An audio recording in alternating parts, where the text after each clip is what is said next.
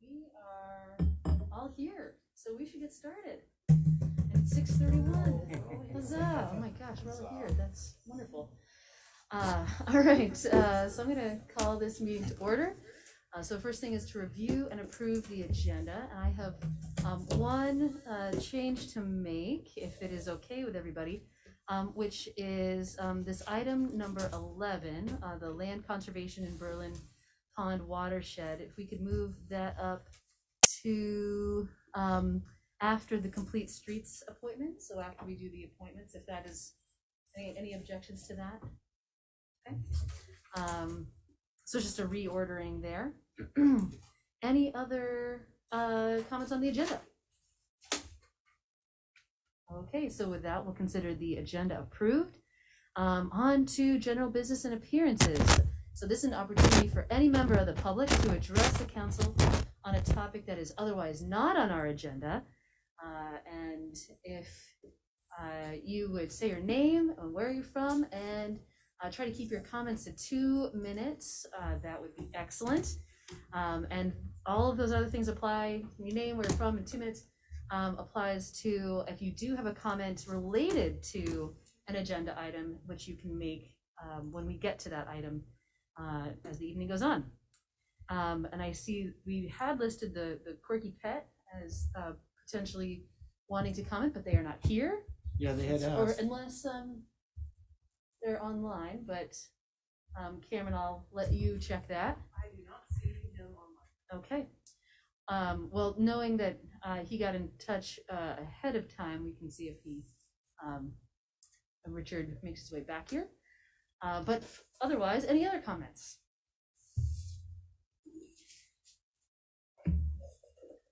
Steve Whitaker. Public Restrooms Committee still has not met. We have an urgent need. As I've mentioned, I don't have a copy of an op-ed I recently wrote. Might see it this week. I'd be happy to email it. People defecating on the path. I came into city manager's office. They did nothing about it. Mary said that they would need biohazard suits to take care of crap on a multi-use path. City Hall bathrooms and transit center are most obvious and immediate. The transit center lease is not being enforced. They got millions in federal money.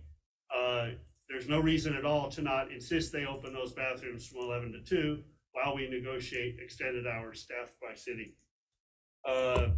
Girton Park has been permitted. It doesn't go in, has been permitted. It doesn't go into effect until the 29th. It was power washed, I noticed today, but they didn't power wash the surrounding asphalt where all the human waste is. So this place still smells like a urinal, and there's stains and food and grease and grime on the concrete. It's just, I don't know who did it or why they did a half effort job on it. Girton Park was permitted for a 5-foot asphalt path from Main Street sidewalk to the shelter on a gravel pad. And the art installation went in yesterday, and it precludes the 5-foot asphalt path. So this is an example of how we do business here. We were told in Homelessness Task Force, City Hall bathrooms would require thousands of dollars in retrofit for gates across elevators, etc. I inquired at a public records request, where's the backup for that? I got a memo that said, or an email that said, there is no backup. It was a meeting with the assessor. I talked to the assessor. No such estimates were ever made. So basically an impediment to the easiest, most traditionally available and cheapest solution to downtown bathrooms has been blockaded through staff. I won't even characterize it. Public records request to Public Safety Authority. I made a request on the 14th for records that are essential to back up the document that y'all will be reviewing at the next meeting. Dan was the essential and trusted entity on that board, but I'm being stonewalled through lack of staff or whatever. Public records law applies no matter what. This council appoints the members to that two of the members to that. You have a vacancy you need to fill, but it's not okay to tolerate one of your council members obstructing public records access when it regards to an authority that we are an integral part of. Similarly, I asked Jack to pull the consent agenda, which is marked for discussion item of the contract with Cap West Dispatch, off of the consent agenda, because it is marked for discussion and it is integrally tied in with the work of CVPSA. Thank you. Thank you. All right, anyone else? And anyone online? Okay. All right, so we're gonna move on then to the consent agenda. Bunch of items on there this week. Any motion? Jack, go ahead. I would ask that we take the item A off the consent agenda. I noticed that it's marked as for executive session, and I'm curious if there's something that we should know. There's no, I mean, it's just a renewal of the prior terms. It's not an executive session isn't needed or discussion. It was Okay. so we put it on the consent. I withdraw my request from that then, and I'm happy with it. Donna? On the same item, I have some edits, no substantial change. I can pass it on to Capital FAR and Montpelier Police Department. Small mistakes. Okay. All right, Jack, Move the consent agenda. further discussion. Oh, second. Second, thank you. Further discussion. Okay, just checking, okay. All in favor, please say aye. Aye. Aye. Okay, and opposed? Okay. All right, so we have a number of appointments to make this evening. So one to the Montpelier Energy Advisory Committee, to the Community Fund Board, and one to the Complete Streets Committee. And I know that we have at least one candidate here from one of those three committees, or candidates for one of those three committees. And so, Cameron, just checking, do you see Mairead or Jeffrey online? I do not, unless they're on someone else's name, so. Okay. All right. So at this point, Tim, if you are up for introducing yourself to the council and tell us about your interest in joining the Energy Committee. Can I move that so they're not? Sure.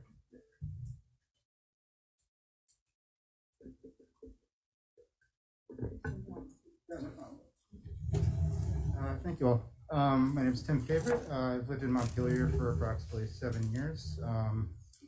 Been interested in doing my part to fight climate change for a while now. When I first became a homeowner, we had the ability to install solar panels, weatherize our house, all that good stuff. But I feel like it's time for me to take another step beyond that. And so this opportunity came up, and I'm excited to possibly help out. Great. Any questions for Tim? Great. Okay. Thank you so much. Thank you. And just checking in with you again, Cameron, do you see Mairead or Jeffrey? Okay. Jack. Pursuant to 1 VSA section 313A3, I move that we go into executive discussion session to discuss the appointment of a public officer with regard to items 5, 6, and 7 on the agenda. I'll second it. Okay, there's motion and a second. Any further discussion? Okay, all in favor, please say aye. Aye. And opposed. All right, so we are going to head into executive session. I'm going to leave this open because I can, because we're all here. We don't have to take digitally anyone into executive session. So yes, Cameron. Oh, is it? Yeah, sure. For some reason, it's denied me the ability to do that. It knows you're the mayor. It refuses to let me do that. Wow, that is amazing. Is that better? It's not better? Okay, so I just didn't join the audio, so I'm going to join the audio. Then you're good, I think. Okay. Okay. Thank you. Yeah, no That problem. makes more sense. Yeah, yeah, no problem. All right, we'll be right back.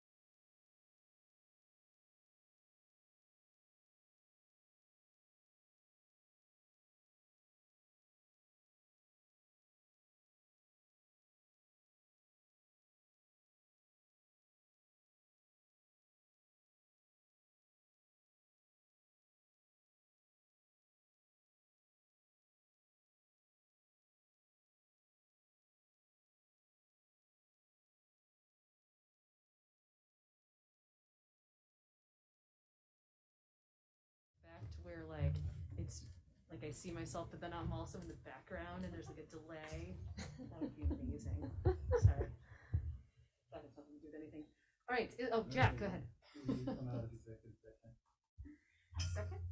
Okay, further discussion. Okay, all in favor, please say aye. Aye. And opposed. All right, and is there a motion? All right, Go ahead, I'd like to Johnny. move, we appoint Tim Favorite to the Energy Advisory Committee, Mairead Harris to the Community Fund Board, and Jeffrey Batista to the Complete Streets Committee. Okay, there's a motion and a second. Any further discussion? All in favor, please say aye. Aye. Aye. And opposed? Great. Thank you. We are so delighted that you all have put your names forward for this, and thank you in advance for your time and energy towards these committees. All right. So we had moved up an item, the land conservation in Berlin, around Berlin Pond. And for that, Christine Zaki is here and is going to give us an update. And yeah, you can. Yep. Does that work for you, Cameron? Right. Okay. Good.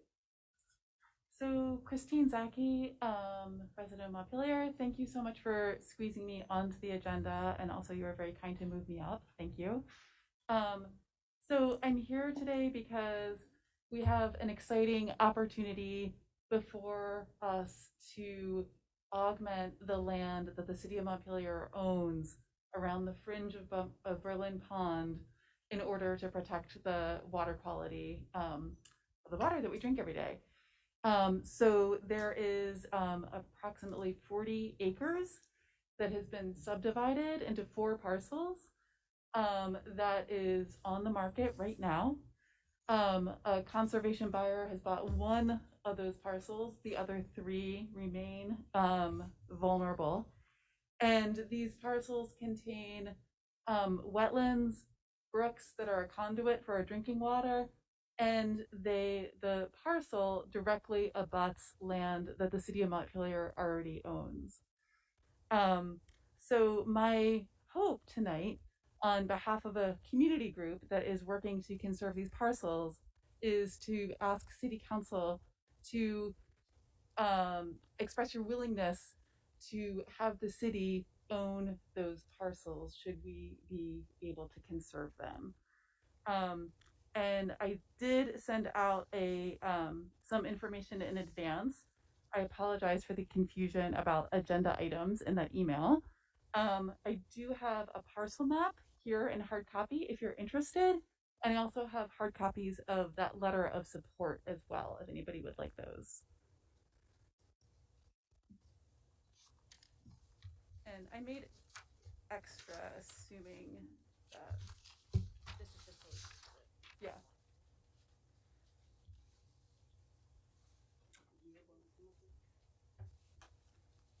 Which are you asking for?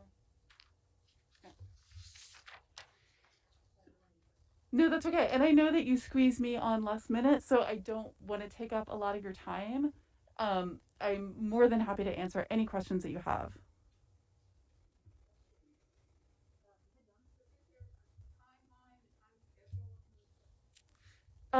So we are trying to move quickly because the parcels are on, 3 out of 4 of the parcels are on the open market right now. So, you know, they could be bought, you know, somebody could make an offer tomorrow. Any funding source that might be interested in making a grant to support the purchase of one of these parcels is going to want to know what the takeout is. Like, who's going to own the land eventually, right? And so, given the hope that the city of Montpelier would own this land, having an expression of support from the city tonight would allow us to move forward and know that, you know, ultimately the city is willing to own the land, and we can articulate that to funders so that they can feel confident about funding decisions as well. And so that's the letter of intent, that's in the letter of support that's included. Does it actually commit the city to buy it, or that it's willing to look into buying it? Yes, and so I tried to word this cautiously because we don't have control of the land right now. So I cannot come to you right now and say, you know, there's 40 acres, this is the price tag, this, right? So I can't say that right now because they're still in the market. But in order to move forward, we need to have some indication of willingness to seriously consider owning the land. So and you know, please feel free to give feedback on this, but I tried to word this letter of support cautiously. So it the language in here says welcomes the opportunity for ownership. It doesn't commit the city to owning these parcels. Jay and then Connor. I guess, yeah, I mean, I love the idea and support it. I'm trying to parse the difference between buying it and owning it. So, you know, you're talking about the city owning it, and, you know, Donna asked about the city buying it. So the question is, you know, if are you actively looking for people to purchase or to, whether it's individuals or grants or whatever it might be, to fund the purchase of the land and then the city taking ownership and managing, or are you asking about the city purchasing the land? That's what I'm not clear about. Yeah, exactly. So the assumption that we have been making, and maybe we're wrong, is that it's going to be easiest to purchase the land and move it into city ownership if you know, if perhaps another nonprofit entity or a conservation buyer were to buy it quickly and take it off the market and then work to get it into city ownership, right? And so the goal, the hope here is that the city will be willing to assume ownership of this land. What I'm guessing, though, is that in order to get these parcels off the market, it might be necessary to have, for instance, like a conservation nonprofit or a conservation buyer buy those parcels soon and then convey them to the city. Does that make sense? Oh, absolutely. But I mean, I guess the other alternative is the city could say, oh, no, we would love to, for instance, bond to purchase these parcels and buy them directly ourselves. Even so, that it's a long-term process. And so short-term, I think it's a long-term prospect. Yeah. Yes, right. And so, you know, in order to secure these parcels as even an option for us, I think what we're looking at is getting either an option, getting a conservation buyer, Yeah. or getting, you know, a nonprofit to purchase them in the short term and convey them to the city. Well, certainly somebody who, you know, an option is a short term, But then if somebody's willing to commit to purchasing them, then we can talk about conveying them into, how they would fall into management of the city. So I think that makes sense. I understand that there's, a bunch of different scenarios, but I think that I'm concerned if it's a different conversation if we're asking to, the city to fund the purchase. It changes things. So, Right. I yeah. mean, if you wanted to volunteer that would be amazing. Please feel free to speak up. Oh, sure. Yeah. As If it the were that assumption easy. was that was Yeah. probably Yeah. not going to be the case. Yeah. Go ahead, Connor. Oh, yeah, just along the same lines. Who was the entity that bought the first parcel there? Yeah, so it's a local couple. They actually live near Berlin Pond in the summer. They live in Pennsylvania in the winter, and this whole parcel is part of the historic Crandall Farm. And the couple who bought the single parcel are descendants of that family, as are the people selling the remaining parcels. This descendant felt really strongly, especially given that the parcel that she bought is the southernmost parcel closest to the city, very wet, felt really strongly about conserving it and trying her best to make sure it gets into city ownership. So that's why it's 40 acres total, subdivided into 4 parcels. One of the 4 has been bought. The other 3 are still on the market. Interesting. Mm-hmm.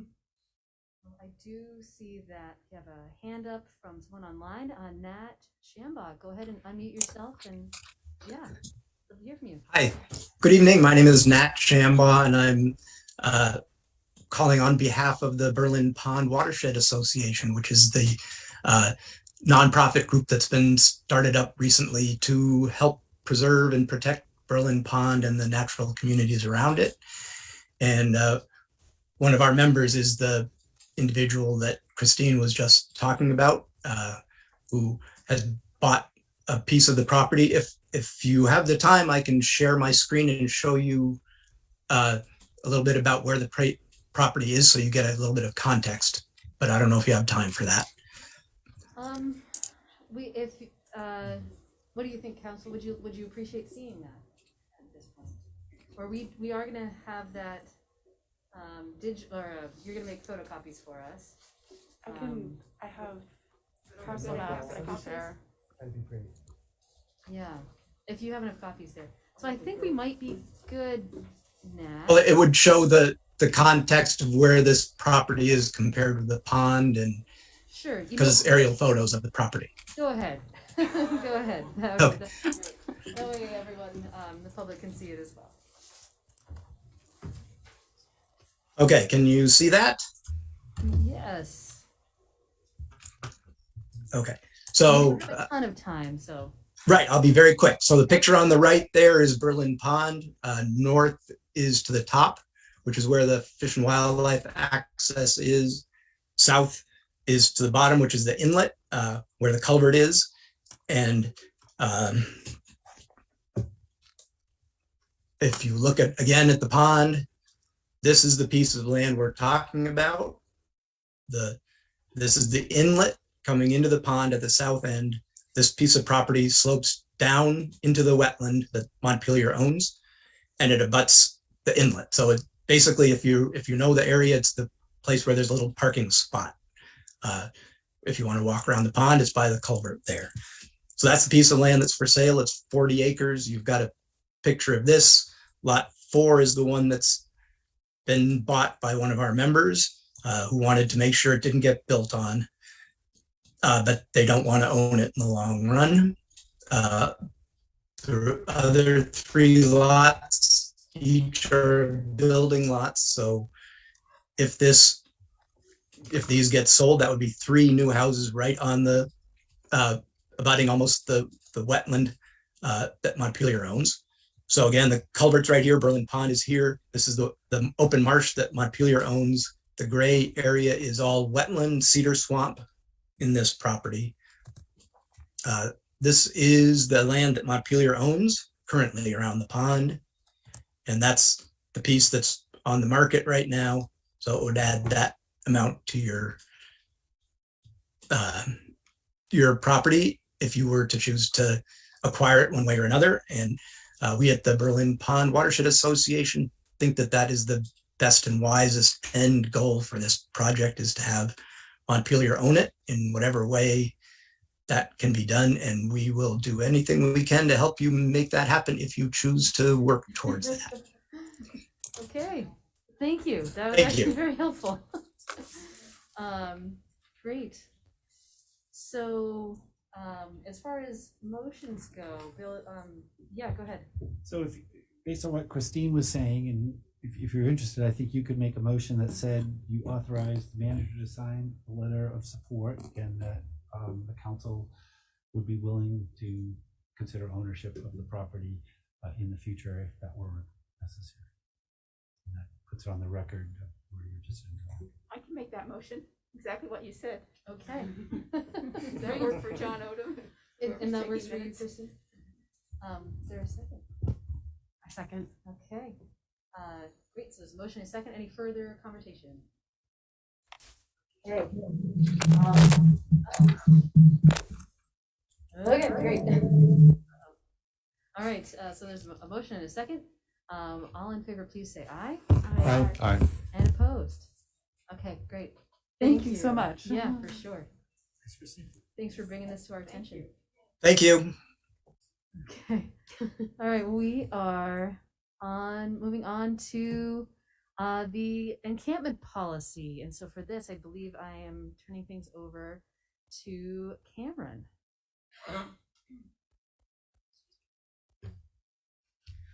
So I don't have anything extra to bring you today, accepting what the park had, the Parks Commission had stated about the policy that you had. The last draft was from Dan Richardson, and the Parks Commission met last night. They asked for the following amendments to the draft. They asked that the word substantially be removed on page 3 under environmental protection factors. Basically, the idea there was that if there was substantial damage that wasn't kosher, the idea is to make sure that there's no damage.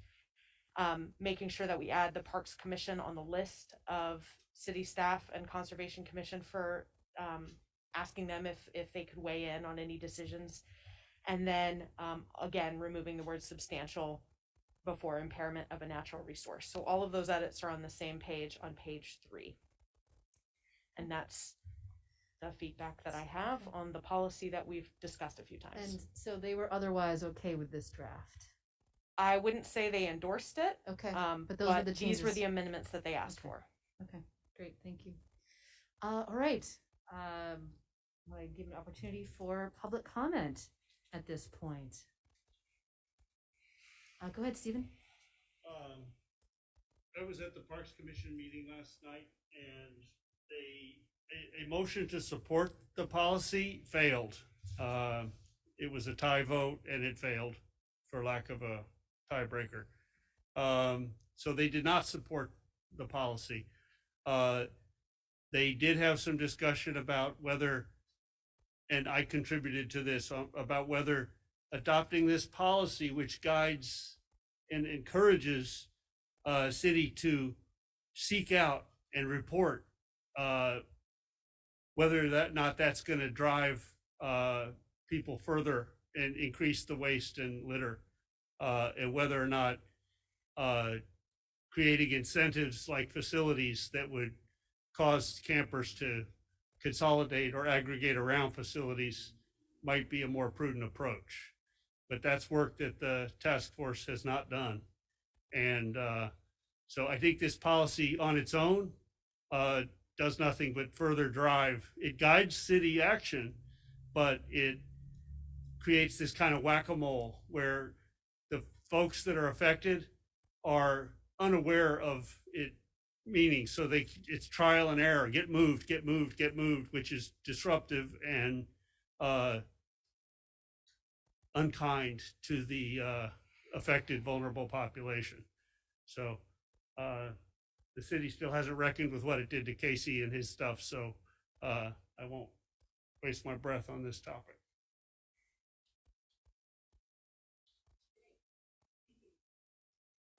Yep, go ahead. Hello, my name is Seth Collins, and I live in Berlin, Vermont. And recently, I was visiting Burlington, and Burlington, of course, has a larger city hall park, so it might not be applicable here. But Burlington has constructed like a public restroom facility with a water fountain, hand washing station, and someone comes in and resupplies toilet paper, in the evening. So I don't know if this is possible here, but potentially something similar like that could be done in concert with some sort of public camping site. Of course, in Burlington, the sort of tent area is a bit out of town, so it isn't necessarily next to the public bathroom, but the public bathroom ends up serving a lot of other people. For instance, if people are underage and can't go into the bars to use those facilities, they can end up using this one. So something similar, I'm just proposing that something similar be adopted for Montpelier. Thank you. Thank you, Seth. And yeah, just to note, we are hopefully moving towards some public restrooms. So yeah, for sure. All right, and anyone online wish to speak to this? Or in person? Okay, I'm not seeing anyone. Comments from council, Jack. A couple of months ago, when this was before us, I made the suggestion to Cameron that we include a statement in this policy to provide naloxone and training for city employees whose work potentially brings them into contact with people at risk of opioid overdose. And I wonder if you think that should be part of this policy, or if it's being addressed otherwise internally. I'd love to talk about that. I actually just went through a training with our CJC staff on naloxone and how to do that through BT Cares. We are working towards getting that training to our park staff and our other community services staff, like our senior center and our recs department as well. So that is in the works. I don't necessarily want to tie any staff who might be uncomfortable with that, since that's not typically part of their work duties. So I don't know if I would recommend putting in any policy, but so far all of our community services staff have indicated that they would like to receive that training. So when BT Cares does that training with an organization, they do give us life-saving naloxone kits. I'd like to see that provided to other employees, like probably public works employees, because they're out there all over the city, and so there's no telling. I know the police and fire have it, but we don't want to make people wait for a call to the police or fire department, because it could be too late. That is a good point. Thank you. And I'll ask BT Cares if they can upscale that training for us. Thanks. Connor. Yep, I mean, I agree with what's been said. This does nothing to address the root cause of homelessness. That said, I think it does provide guidance to city staff, which was the original intent when Cameron drafted this in the first place. I think the debate has been absurd on this. It's been on the front page of the paper. We've seen like 2 or 3 tents in Hubbard Park, and it's caused a rigorous and unnecessary debate in many ways. But on the other hand, it's like raised awareness on homelessness and brought many people to the table to start discussing solutions. So in that case, I think it is good. The Parks Commission went from saying that camping shouldn't be done in any park, I think, to offering these suggestions, which isn't a full endorsement of it, but I think it's a reasonable compromise to adopt what they've suggested by taking substantially out of there and accepting this policy. So I thought we were kind of all on the same page last week, and I'd make a motion to accept the policy as drafted. With the changes. With the changes from the Parks Commission. Second. And, so there's a motion and a second. Okay, anything further? Go ahead. Yeah, I just this week got a call from, I assisted a homeless woman who who've been camping up at the backside of the cemetery in areas that were not paths, were not roads, were not plots. But I understand that they've been trying to eject her in recent days. And I don't have the full details. Somebody may, who's nodding their head. But the fact that somebody may be trying to outrun the adoption of this policy at the expense of a homeless person who's been camping up right next to the rock wall adjoining Alan Goldman's property. But as I understood, the cemetery commission had basically just set the groundwork that as long as you're not on the paths, the roads, or the plots, that public land was campable. So I think that the lack of shelter is an urgent need that this council has not been willing to address. And I don't know what it's going to take to force that issue, but it's by providing shelter, you alleviate this need for opening up the public lands, which is and I share the park's concern. Watching the city's inability to address Confluence Park or Girton Park and the mess that's been made and has been persistent for month after month after month with no cleanup tells me we should do everything in our power to prevent opening up our parks, our pristine parks, to camping. And instead we're going the other way. We're saying, here's an invitation to come camp wherever you can get away with it, and we'll clean up after you. Well, I know damn well we're not going to clean up after them. Thank you. And I see, did you have a comment? Okay, I see we have a hand up from Emma Zavis. So Emma, go ahead and unmute yourself, and yeah, welcome. Hi, thank you. And I joined late to this meeting, so I apologize if it's already been discussed. I was under the impression, based on the agenda items in the memo, that the parks had been added to the high sensitivity areas list, which would discourage people from camping in the parks. And maybe I'm under a false impression because I'm a little confused now based on what the previous person said. But I guess overall, I just wanted to express my concern about criminalizing or discouraging people from being able to camp and reside on public lands if they don't have any other place to go. I think it's really important that our community be welcoming and try to do the best that we can to support individuals who are struggling. And I don't think that kicking them out of these spaces is going to further that aim, essentially. So I would absolutely be in support of people being able to camp in the parks and in other public lands. I don't think it will have a horrible impact on dog walkers or other people who use the parks. I use the parks.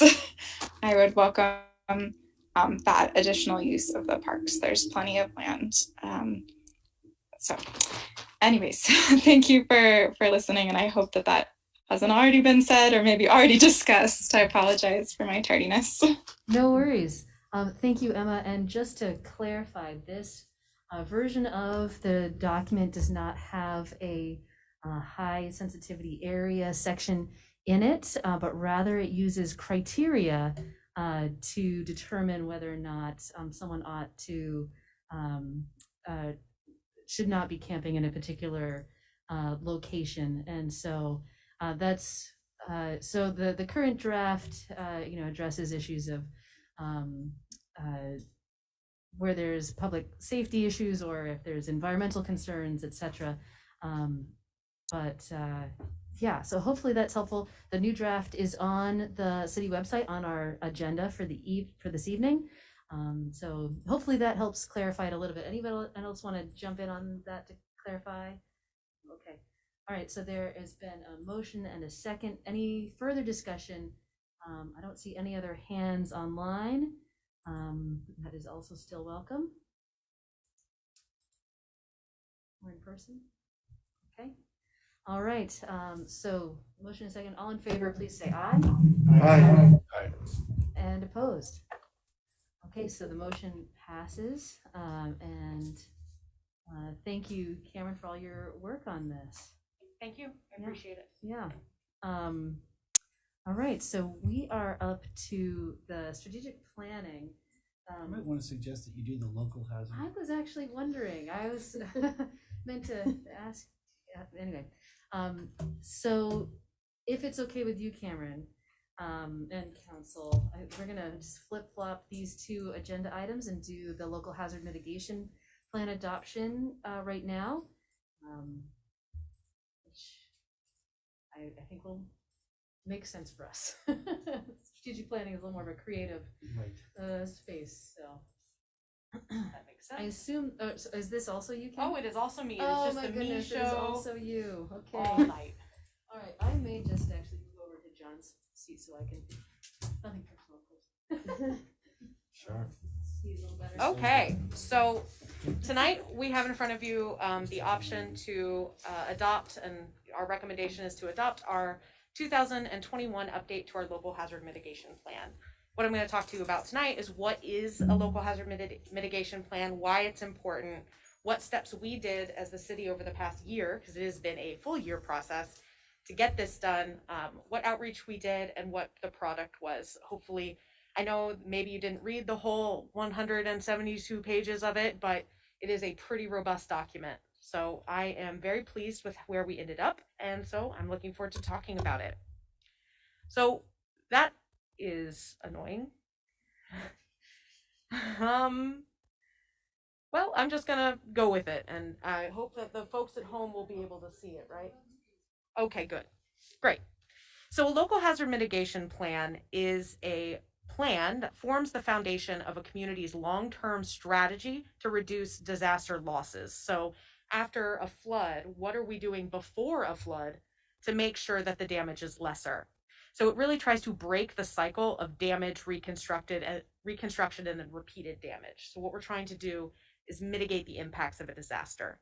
So what we really try to do in a hazard mitigation plan is identify risks and vulnerabilities in our area and what affects Montpelier the greatest. And once we identify those risks, we try to come up with long-term and short-term strategies to protect our people and property in our communities. So I just mentioned the disaster cycle, and we're trying to break that. So I wanted to explain what that is. So mitigation is sort of the beginning of a disaster cycle, a proper disaster cycle. So you try to mitigate for things that you can anticipate. So you anticipate a disaster and you try to build your sort of capacity as a community to resist the disaster. If you know something is coming, if we know there's really bad storms, we might prep for those. That's the preparation stage. Then an event occurs. So say we get some really bad flooding. Then there's emergency response to that. And then it comes back to the recovery stage. The recovery stage includes restoring things back to where they were or reconstructing them, hopefully in a way that mitigates against future disasters. So we're constantly in this cycle, especially up here. I think you see snow disasters often. How do we improve our infrastructure to make it so that that is better the next time? So if you're going to reconstruct, how do you reconstruct? And that's part of the local hazard mitigation plan as well. So again, why have one is that all systems have vulnerabilities, no matter what. And it is always important to try to plan and mitigate for those risks. We know we have them. We know we have storms. We know we have ice. We know we have flooding risks. So why not take the time to try to plan to mitigate for those occurrences? So again, I'm just trying to sort of drive the message home of what is mitigation. So again, it is a long-term or short-term action taken to reduce or eliminate risks to life or property from a hazard event. Mitigation does not automatically assume that you fixed it and that nothing will occur or that nothing bad will happen or that something won't get damaged, but you're hoping to make it a little bit less impactful to save property and life being the most important. So common mitigation strategies include changing policies. Our zoning is a really important example of that. Education. VT alerts is a huge deal. We learned a lot recently in our large scale water main break that not everyone in town has VT alerts, which is our #1 way to communicate to folks. So this is me pitching Vermont alerts. Please sign up. Capital infrastructure projects are also very important, as well as making improvements to those existing infrastructures. So you could probably pick up on the benefits here that I'm saying, but honestly, what it really does is it focuses resources on greatest risks and vulnerabilities as identified by our community. It builds partnerships. A lot of this has been about talking to other organizations, figuring out what the greatest risks are and how other organizations can help us mitigate those risks. Hopefully, this has helped educate a lot of folks who might not have been aware. And also builds us up a really great communication tool to talk about what we're going to do to be disaster ready. It also saves us money, and it opens us up to a lot of federal funding opportunities, which we would not have if we do not have a local hazard mitigation plan. Right now, because ours is overdue, we would need a whole lot of waivers to get money if a disaster happened. So I'll talk a little bit about that. So an approved local hazard mitigation plan is required for local governments to receive federal funds from hazard mitigation grant programs through FEMA and the federal government. It's also needed to qualify for other post-disaster funding through the Emergency Relief and Assistance Fund. So we know that disaster recovery can be extremely costly, and that Emergency Relief and Assistance Fund really is important in any community's recovery. And so with the adoption of a local hazard mitigation plan, we could get the highest federal funding level that is available through that. So there's a couple different levels to funding and what you could receive. VEM has said this is a very robust plan and has approved this plan. So what you're getting is a plan that VEM has already vetted. So we anticipate being qualified to receive federal funding at the highest level after adoption of this plan. So we have an additional benefit of the local hazard mitigation plan here that we've put a lot of work into, and that is our CRS rating. And what that means is the National Flood Insurance Program's community rating system. So basically what it comes down to is that the mitigation strategies that we've identified in this plan basically will lower flood insurance premium rates for our whole community. So we anticipate to get 1 point of improvement on our plan for what it is now, which will save about 5% for our community in flood insurance premium rates. So we're very excited about that potential. And I know that this was a new angle that VM and other organizations were working with. So this is a pretty big deal for this plan. So I wanted to sort of go over the process of how we got here. So funding for this update, for the 2021 update, came from a Vermont Emergency Management subgrant that came through CVRPC, the Central Vermont Regional Planning Commission, and that provided funding for CALIS and our hazard mitigation plan updates. So this is through FEMA. So FEMA helped us out with this subgrantee, et cetera. So then we are in agreement with CVRPC,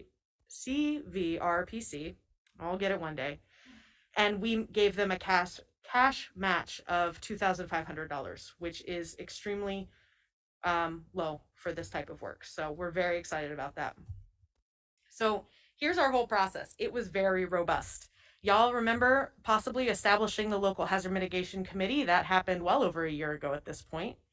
We then did initial public engagement. I'll show you the picture of that in a second, but what it was a survey and a dot matrix asking our community to sort of give us what they think is the highest priority emergency in our community. We then did a hazard identification and analysis as the team and as the committee. We then set goals for the mitigation plan. We then looked at strategies and actions, and we drafted an action plan that you see in front of you. And then we submitted that to Vermont Emergency Management. And so VEM looked at it. They gave us feedback, very little feedback. We then published that a few different places and asked for public comment. Then we got the draft back from VEM and received any public comment. And then we gave it back to VEM with those changes. They've approved it, and now it is in front of you. So what is even in this document that you're looking at? So what we did is we looked at risks inherent in the following areas. So we looked at what are the risks in our environment? What are the risks in our development patterns, like our population changes, housing, what transportation we have, what utilities and facilities we have as the city, what public safety infrastructure do we have, what municipal plans do we have, that I mentioned zoning before, the National Flood Insurance Program, the CRS point system that I just talked about. And we looked at how we've interacted with emergency relief and assistance funding in the past. So then we really drilled down into our natural hazards profile and really updated what our hazard history has been. So we reviewed everything that we did in our old plans, tried to see where we were at with those. We updated our maps. We updated our description of what hazards we have, where it could impact, and really came up with strategies and plans to address those. So, yes. Were there really significant changes in the maps or hazard profiles? Not really, no. Okay. I think like I said before, I think we could all just yell out what we see as the highest risk. Okay. I think the things that were biggest added, I'll get into a little bit later, but some of the bigger things were pandemic. That was never high on anybody's list of a thing that could happen. I've been on multiple local hazard mitigation planning committees, and that was never even addressed, right? So we added that, and then we also, I think, added more cybersecurity issues. So those were the two bigger changes I think we made. Thanks. Mm-hmm. So again, we really took a look and a drill down at those natural hazards, and then we looked at our related policies and other plans that could influence the local hazard mitigation plan, like our COOP plans and our stormwater management plan. I think we're just calling that, oh, nope, I needed it right. Master's not in there anymore. All right. So I wanted to outline this because I think this is very important, because our public outreach is what makes a hazard mitigation plan. So I sort of wanted to highlight what we did. We met 9 times. Most of them were well over an hour. So our committee met many times to discuss these. These meetings were held via Zoom and hybrid Zoom in person.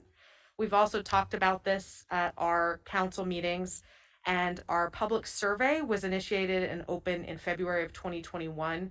We put that on blast. We put up flyers, Facebook, Front Porch Forum, through CVRPC's website and their mailing lists. We did get 24 responses to the survey, which I actually was very happy about, because they were all very well thought out and invested survey responses. So we did put that into effect in the plan. So earlier I talked about our dot matrix. This is what I'm talking about. We put out a poster in front of our voting booths in March of the last election. And so people were able to give feedback to what they think was the most important hazard for Montpelier to plan for.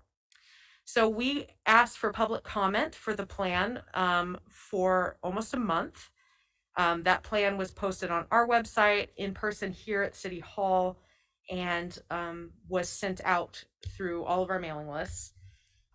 In-person public feedback was also gathered, like I said, on town meeting day. And then we also put posts on our Facebook and Front Porch Forum, through our website, CVRPC's website, and then through weekly reports through the manager's office. So here's what we really care about, I think. So here are our identified hazards. I think the bigger ones you'll notice are snow, obviously, snow and cold. Fluvial erosion is where a lot of our strategies play into it, because that really does impact flooding. So inundation, flooding, and fluvial erosion are a really big deal for us and our strategies. So I'm going to, this is for the public, this is a chart that is in the actual plan online. I'm gonna not walk through every single one of the strategies because we'd be here for a long time. So I'm gonna highlight one that I think is most important and is a prioritization under high, so a high level priority project. For instance, for fluvial erosion, we will be increasing community communication around VT alert and other emergency preparedness actions. So we're gonna come up with a flood notification plan and some other policies around how to get the awareness out of an emergency. Another highlighted project for fluvial erosion and inundation flooding is focused around extending affluent piping up towards the cemetery bend in the river, which assists in melting ice jams. So basically in the winter, Jennifer, I don't think you've been through this yet. In the winter, sometimes we put out affluent water into the river to melt the ice so that hopefully the water will keep flowing through. And so we'd like to extend that so that the benefits of that can go further up the river. Another highlighted project includes actions around our stormwater projects to making sure that we're implementing what is outlined in the stormwater plan so that those infrastructure are as strong and as resilient as possible. Another highlighted project around water supply contamination mitigation actions is continuing to engage with the Department of Environmental Conservation and Casella to monitor the PFAS regulatory and litigious process. So also what the plan does that's in front of you is it does review our status and outlines what we did between 2015 and now. It also outlines our community's vulnerability for each of those hazards, and then it reviews all of those hazards and outlines new or expanded initiatives to address them if we didn't finish it from the 2015 plan. So basically what happens if you approve it? So if it's approved, it's adopted, we will start implementation for some of the things that we're already working on. We will also just continue to implement those. Throughout the process, we'll also be evaluating what is happening. And then in 5 years, we'll formally revise that plan. So this sort of just explains that a little further. And then this sort of highlights the fact that if something happens, if there's a large disaster, how do we go about revising this plan? So this isn't a static plan. It has no need to be a static plan because disasters are not static. So we would need to edit and update the plan if we've learned something new or if we've experienced something else, and we would need to go through this approval process again. So I just want to take a minute before we open it up for conversation to thank everyone who engaged with our public outreach. It really was a invigorating process.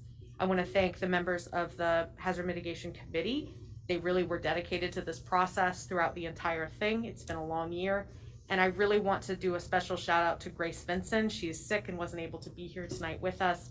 She was our project manager through the Central Vermont Regional Planning Commission, and she was super central to this plan. So I just want to thank Grace. So does anyone have any questions? That was a lot.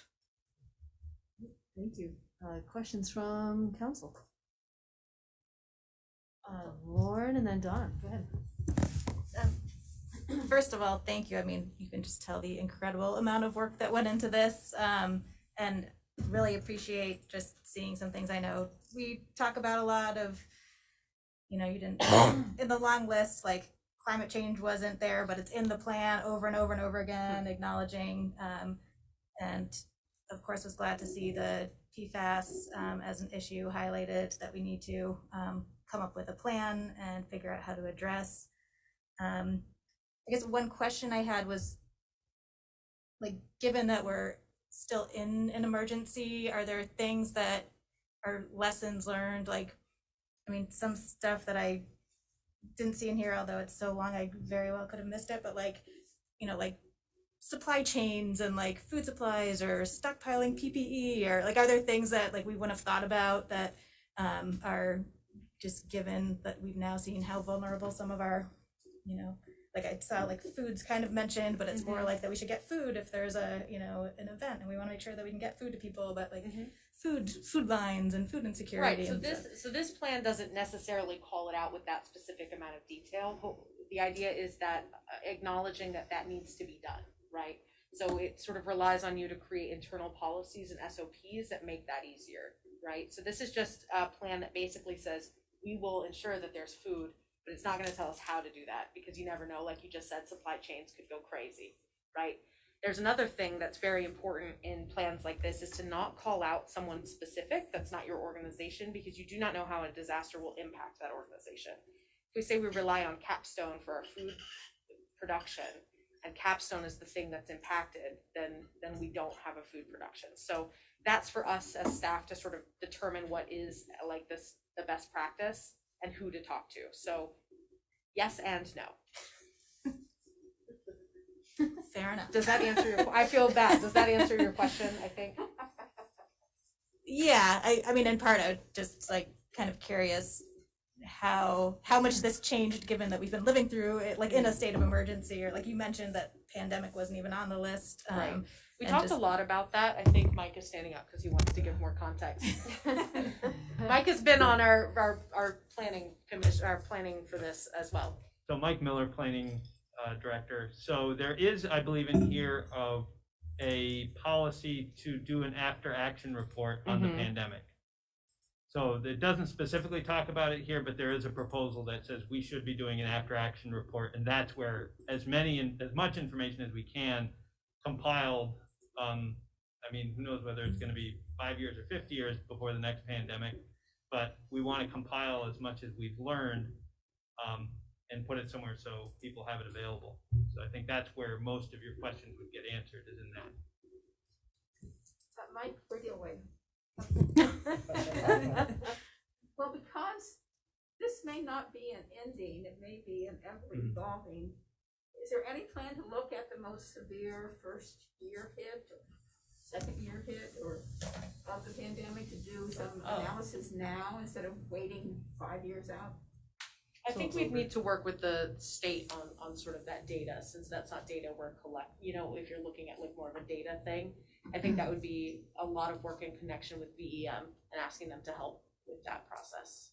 So also yes and no. I think that ties into the after action report that Mike was just talking I mean, about. one of the things is food security, and looking at what happened this past year and a half, almost 2 years now, and what we could do better, like to secure food and basic supplies, toilet paper of all things, just basic things that people have a tendency to hoard when they can or be out of it. And like and your index was wonderful. Plans index, I could find so much, and I could follow that along when you were talking too.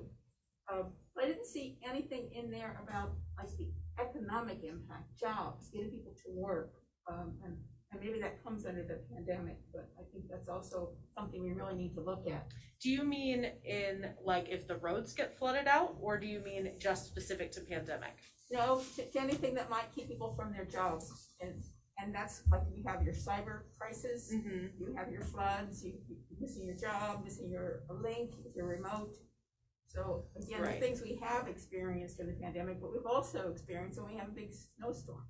That is true. I will say that the focus of these plans is primarily on preserving life and property, and not necessarily this like larger economic impact. That's not discounting it or saying it's not important. It's just not necessarily what this type of plan focuses on. Again, I think that is sort of us and y'all as council to work with on creating policies to support our community. And I guess I bring it up as something within climate change. To me, we've also got to say economic climate change. It's both the environment and the economics of our work. So I just put it out there for thought for future, not to do anything. And I think some of it also comes down to the mitigation plan. So we're looking a lot on trying to do the hazard mitigation. So a lot of this plan is targeted on minimizing and mitigating those things ahead of time. And some of those things we can't mitigate the damage to the floods, to the businesses. We can from a certain standpoint by minimizing, say, how at risk. We require elevating buildings so that way they don't flood as often. That type of mitigation. But a number of things we really can't mitigate ahead of time. We just have to respond afterwards. There's that response phase. You have that mitigation and preparation, and then you have that response and recovery. Some of the response and recovery, we try to do some mitigation on that, but some of that is what we do in our COOP plans and our other plans that are going to more address what we do in an emergency response situation. Thank you. No, I did see that C. Winters online had a hand up, took it down, just wanted to check in. Had a comment online. That is welcome. Yeah, go ahead. Go ahead. There. Yeah. Hello. Hello. Hi. I did have a question about, the city's security. We're talking about, hazards and concerns people have. When is the last time the city had a comprehensive security risk assessment done? And, did the city pay any attention to the report? In regards to technology, we're currently undergoing a transition plan to a new technology provider. So they're doing all of our computer stuff right now. So that I'd say stuff because I'm not super familiar with computers. So they are looking at a lot of our security measures in our like our computer infrastructure and are helping us migrate to the cloud currently. So that is a timely question because it's currently happening. Okay, thank you. More specifically, we also did this review about 5 years ago, and we did implement the recommendations then and are now doing it again. Okay, that's it's good because it feels like that the risks keep evolving from an IT perspective. Yes. Do capital area neighborhoods have any role in this? I'm just thinking, like, you know, if there is a disaster, nothing beats a knock on the door. People don't have like text messaging and stuff. Yes. And we're funding them, right? So, Well, yes. all right. They're definitely part of our communication plan. Okay, great. Great. Go ahead.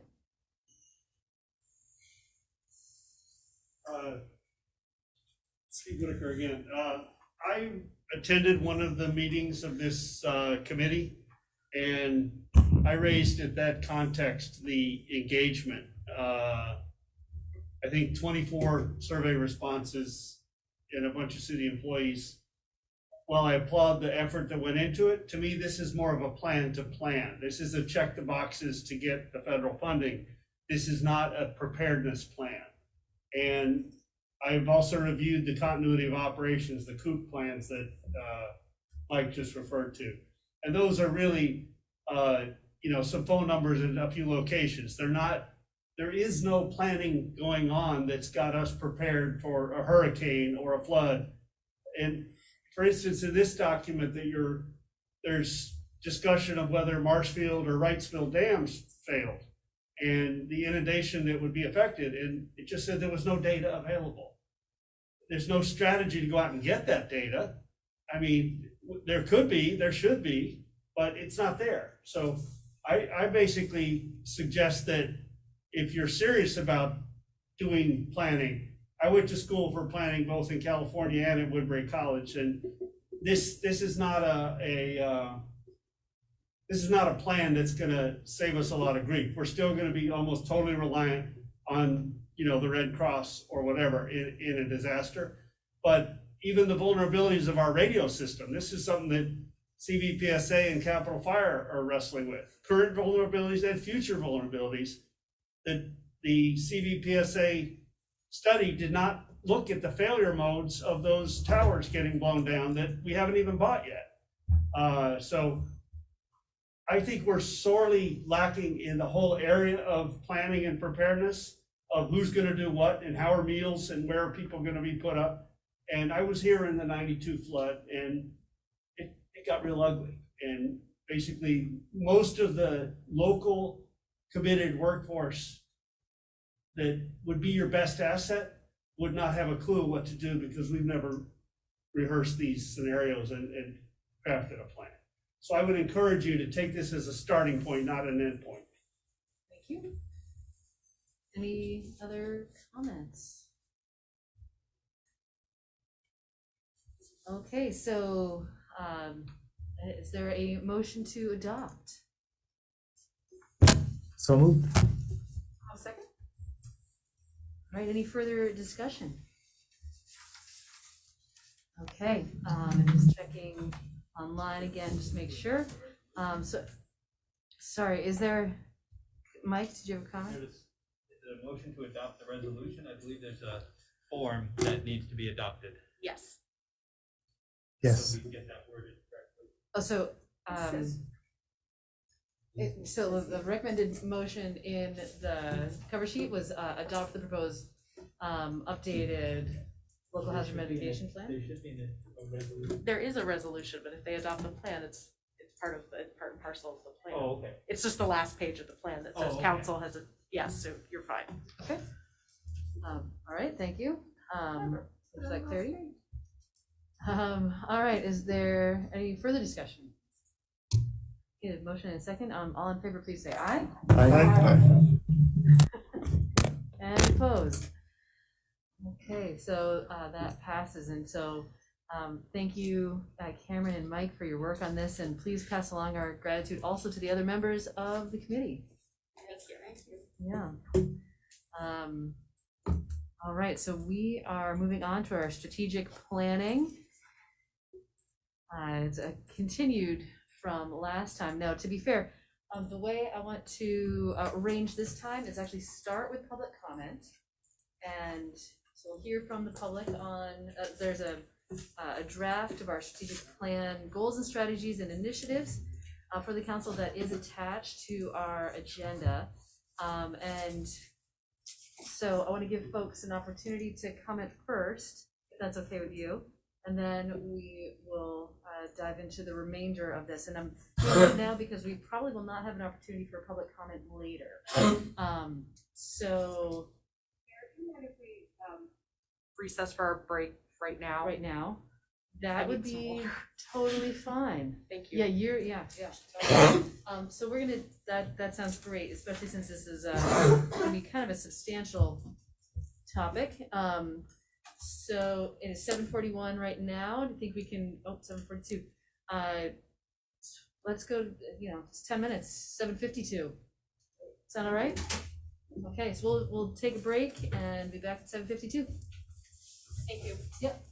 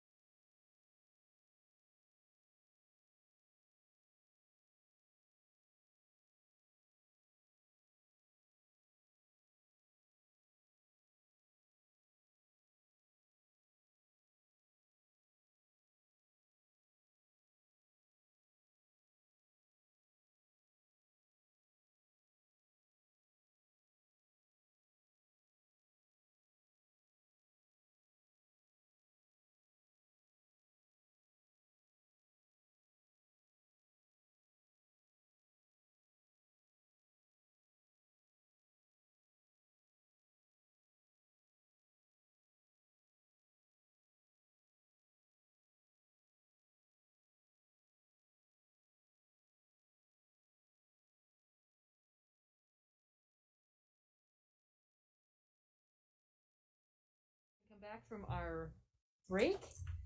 I'm sure. So we are going to start with public comment. So the draft is available online, and so this is the opportunity for public to comment on it, and then we're going to go into continuing our conversation from last time. So I know we have at least one person like to comment, so go ahead. Thank you very much. My name's Casey Whiteley. I live on St. Paul Street. I'm a longtime Montpelier resident and homeowner. And I just want to bring something up that I have contacted all of the counselors about, which is, first I want to appreciate the seriousness and the complexity of all these issues that you all are dealing with and how interrelated a lot of them seem. And the one I want to talk about that I respectfully am going to ask you to make a priority on the strategic plan is about the leachate that is coming to our treatment plant and being discharged into the Dog River, into the Winooski. And when we talk about hazard mitigation, I feel like this is hazard mitigation, but it's also a really important part of our environmental stewardship, or however we want to label it on the strategic plan. I think it's well established that the toxic chemicals that the leachate contain, and you've already mentioned PFAS tonight several times, are a very serious danger to human life, aquatic life, as well as the health of our precious waterways. And this is not a problem or an issue that rests on Montpelier's shoulders alone. I think in the short term, it is a management issue for us, but in the long term, I believe it really is the state's responsibility to ensure that leachate doesn't continue to contaminate our watersheds and the public's health. You're probably aware that the Agency of Natural Resources has granted a moratorium or suspension of leachate going to the Newport wastewater treatment plant up in Lake Memphremagog, which is where the Casella landfill is and where 3 rivers come into the South Bay and Memphremagog. It's an international issue because leachate, PFAS have been found in the water that is actually a drinking water supply for 170,000 of our Quebec neighbors. So I think so anyway, the main point, one of the main points I wanted to make with you all was that the Agency of Natural Resources has declared a moratorium for Newport to not take any leachate until January 1st, 2025. So that sort of begs the question for me that if leachate is not safe for people in waterways in the Memphremagog watershed, how could that same leachate be safe for us here in our watershed? So I'm gonna make this short. I know you've got a lot to do. I'm just respectfully asking and encouraging you all to make this a priority in the strategic plan, to develop a plan to manage and ultimately stop discharging PFAS and PFOAs into the Winooski watershed. Thank you very much. Thank you. Okay, any other comments? Yep, go ahead. I've only got this a minute ago, so I'm not as prepared as I would like to be. I have not had opportunity to download. I know I've been speaking to your city clerk about your website. I'm not the only one who's well aware of the deficiencies of the website. I'm concerned where the examples came from, especially when it gets to the public safety, regional improvements, and emergency hazard. And I want to also second the comments you just heard that we're accepting this toxic stuff for profit. We're profiting off of taking toxic garbage from other landfills, and we might not should be doing that. And I don't know to what degree our, financial break even of our, treatment plant improvements is dependent on it, but we shouldn't be held over a barrel on that regard. I know people who have had serious organ damage and surgery and whatnot from PFAS contamination. Expert engineers on the topic, if you want to hear from him. So I'm concerned that the urgency of the unhoused looks to me like something you'll think about and talk about till next year or the year after here. There is not action, there's no sense of urgency in this policy around study implementation needs for a more robust social services style offering, or determine the level of social services. You got people sleeping under bridges, getting COVID. We've just had a COVID case in the community here. A woman you frequently see in front of Cool Jewels has been taken off to quarantine with a positive COVID test and had been sharing pipes and cigarettes with other folks over at Confluence Park. So this is real serious stuff. We're allowing this, anyway, I think you get the point. To the degree, yes, this is supposed to be a strategic plan, but to the degree some stuff jumps right to the top and it starts becoming action, I don't think this can be more strongly emphasized. Okay, thank you. And anyone online? I don't see any hands, but just want to provide that time in case someone does change their mind. Okay, all right. So with that, then to move into this process, I think I'm turning it back over to Cameron. Yes, so. Or unless Bill, I'm just going to Go for it. quickly, just Never to mind. give you the 50,000 mile view here. Just put on your desk the drafts of the vision, mission, and value statement. You don't really need to address those tonight if you don't want, but took a lot of the stuff in front of the board, try to get them as concise as possible and in the right category. And there were some things that were said that then show up in the goals and strategies. So, try to put everything where it belongs. To the point of the comment that was just made and others, the potential initiatives that are in the lab, those came from the list of things that you all put up on the board a couple weeks ago, and then a list of things that the staff put in. Those are not a final list, so you certainly can add or subtract or divide. And I think, so from there, I'm going to turn over to Cameron about our, that's what our process tonight and probably the next meeting is to really get at where we want to be. So my goals for tonight, and feel free to disagree, but I would love to get sort of the formal vote on the strategies, and then we could start discussing the initiatives. Like Bill said, they are sort of a collaborative effort, and so once you've prioritized the strategies, we can talk about the related initiatives. So my goal in creating this for y'all is, if something does not reach the level of priority on your strategies, as the initiatives that are council supported or council put forward in the strategies that are not voted for. So we're just going to pick one on the front page, right? So if y'all do not vote, just prioritize the strategy of promoting outdoor economy. Sorry, Alec. If you don't vote for that, those two things were not council driven. Those were both like staff recommendations that built off of yours. So those would still stay within the staff work plans. But say both of those things were crazy off the wall, no offense, crazy off the wall is something that one of you championed, then it wouldn't have gotten priority status, and we would just continue to use staff initiatives in that strategy. Does that make sense? Am I explaining that correctly for y'all? So yes, Jay. Sorry, go ahead. Sorry, I just had a couple questions. One is, Bill, I just wanted to clarify, so our action items, because I definitely have feedback on the vision mission, that this is nothing we're necessarily going to deal with tonight. No, it was just and those are really just the overarching documents that could, basically say, here's our big vision for the future of the city.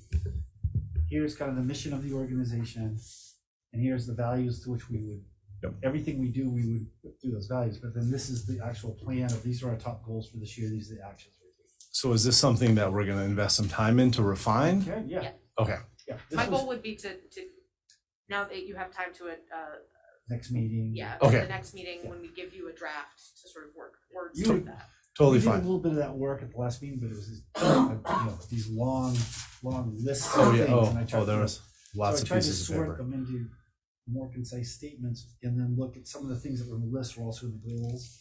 They were more specific. So Okay, so that's fine. I just wanted to understand how we can the draft provide draft feedback is on that. draft. Well, Yeah. Oh, I see that. Don't worry. I know it wasn't like, okay, let's make it perfect right now, but I just wanted to understand that process. The second thing I wanted to mention was, just looking through this real quick. I know Jennifer has been having some issues with her email, and I don't see her name on any of these. So I would like to, and I don't know exactly how in this process we fairly make it work, that she can sort of speak up and add her name to some of these things. And Cameron, maybe you've already thought of this, but I would like to make sure that she has the opportunity to do that. So Yes, so this, y'all just straw polled, that wasn't formal. totally. Jennifer, I hope that you've seen these, I sent them a few times, so I'm hoping they came through and you just weren't able to like X on your computer. Okay, so On my phone. on your phone, that's what I meant. Yes, sorry about that. But Okay. so this was just a straw poll. Yeah. And so what I would like to do now is, because you've sort of laid out what you are interested in prioritizing, is sort of walk through each of the goals and then vote for the strategies that you would like to see. So we can either go through them roll call wise or just call out the ones that got a straw poll priority. And Mayor, I sort of turn that over to what you want to do. Sure. Actually, before we do that, I just want to come back to Jay's question a bit. Do you want to create time for us to provide feedback on this document tonight, or would you? Okay. I'd prefer that for next meeting. For next time. Okay. Thank you. Great. Okay. That makes sense to me. I think what I'll sorry this feels a little scattered, but I think No, there's a you're lot good. of ideas floating It's around. fine. So what I'd like to come out of tonight with is enough information to build out our departmental work plans to build into your strategic plan to give you a draft for your next meeting, so that you are responding to an actual draft and not just a spreadsheet. So right after this meeting starts a lot of meetings with my department heads to sort of go over what you guys talk about tonight and sort of build this out as a real plan and not just the highlighted sort of headlines, if you will, for each. Donna, sorry. The goals are listed here, and I would prefer we put them in some sort of priority order. I mean, I would like to know why that one's one. I keep seeing it all the time, but. Oh, just So I because know, they but were. so we haven't conscientiously done that, and I know the list may not mean that, but I guess I would prefer that we actually try to do that. If not Okay. tonight, maybe some other time. If the council also would like to see this, the goals themselves listed in an order that makes sense. If this is our foundation, this is where we build on and we build on and we build on. Okay, so you're Put that out also there for asking to discussion. prioritize the 6 goals. Yes. Okay. Consider that. Yeah. My only hesitation about doing that, I think that could be good. My only hesitation is that if some things end up like under the strategies, does that make some strategies more important than other strategies? I would also sort of argue that all your goals are the top priority. They are, the things that you've identified as your goals are the top priority for the council, right? Those 6 things. So they're sort of on an equal playing field, and I can definitely just I disagree with that. alphabetize. That's okay. Okay, all right, sorry. Well, and I'm happy to do that if others want to. I don't want, I mean, at least maybe even as a future date, to me, that doesn't change the strategies. The strategies are what we've chosen. Right. I would just like us to think better about our goals as building blocks.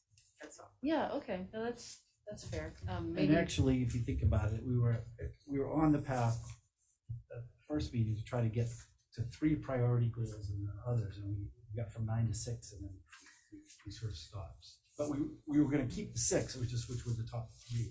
We just divided them into the top 3. They're also important goals. yeah, or like which one of these are the more foundational ones than others. I think if I'm gonna make this proposal, that if folks have thoughts on ordering the goals, that perhaps that is something that we can provide feedback to Cameron between now and the next meeting. Is that all right? And then if there is some kind of consensus around that, then Cameron, you'll know. And we can report out on that. And if we need a discussion, then we can. Is that all right? That's great, that's great. Okay, great. But moving back to the strategies. Oh, Connor, go ahead. Yeah, no, sorry. There was one strategy that kind of stuck out to me. Jack was the only one who voted for it, to clarify the city's roles in social services and policy. I sort of thought that was a discussion that just needed to be had because it informs so much of the other discussion, like childcare, homelessness, This is why I didn't vote for it, Yeah, well, and actually, I'm kind of wondering about the comment that you made, Cameron, about some of these things, they're gonna happen anyway. They're gonna be a part of the work plan. Are those things at the strategy level, or are those things at the initiative level? Initiative. Okay. All right.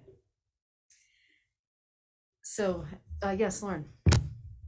I mean, just on that point, and I know, like, I had put this in my email, but just for people who aren't copied on that email, I was trying to vote for things that I felt like might not otherwise get done if they weren't identified as council priorities. Something like, the core infrastructure. I think we had all flagged, like, there's, so much work to do to maintain, and, like, of course we need to be focused on infrastructure, but I didn't vote for it because I know that will be a priority of city staff, and that we made that clear. So, only having 10 votes, I wanted to make sure that some other things that might otherwise not get done.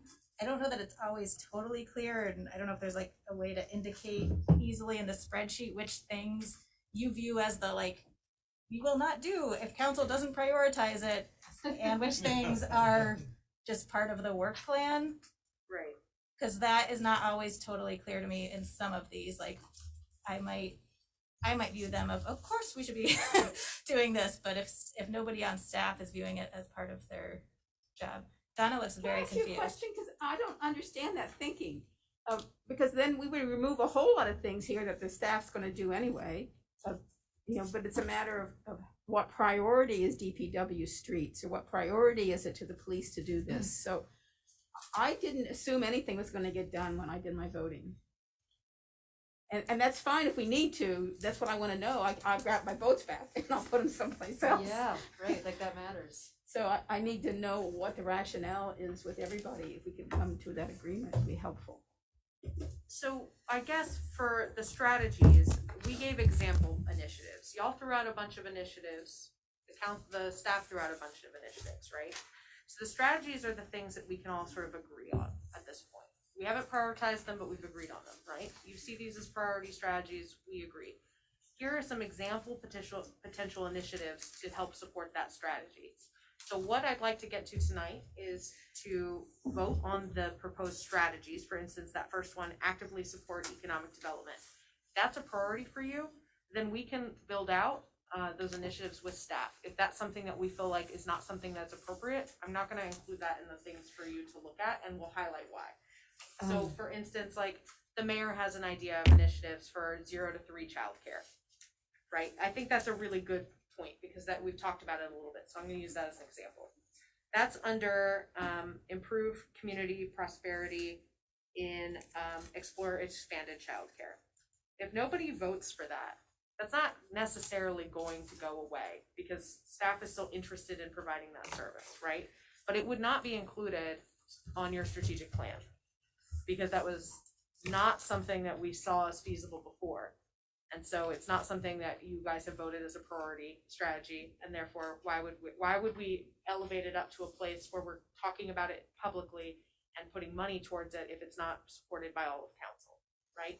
So what we're getting to today is the strategies, and then we can come back to y'all and tell you, here are the initiatives that y'all came up with for that strategy. So actively support economic development. Here are all the initiatives that we've identified that can fit under that strategy that you and staff have come up with. If for any reason there's something that staff feels like we can't do or whatever, we're going to bring that to you and say, here's what's not included in that, right? Does that make more sense? Yeah, So, can I pause here? Yes. Sorry. I just want to verify that folks are on board with to the the column to the left of the council, the yellow column, the council poll for priority strategies. To the left of that is proposed strategies.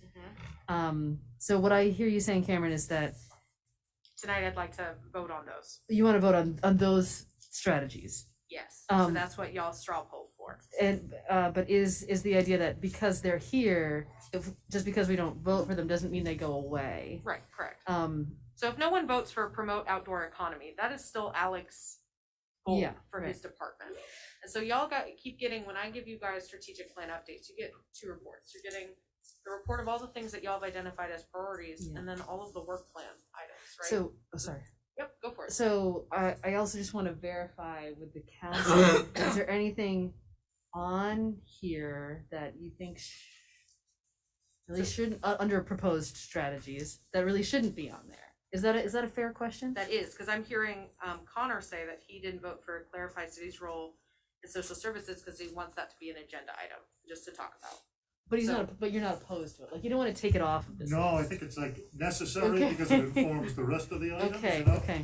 So I just want to do a quick check with the council. Is there anything on the proposed strategies that you're like, I actually don't think that's a good idea, or we should take that off?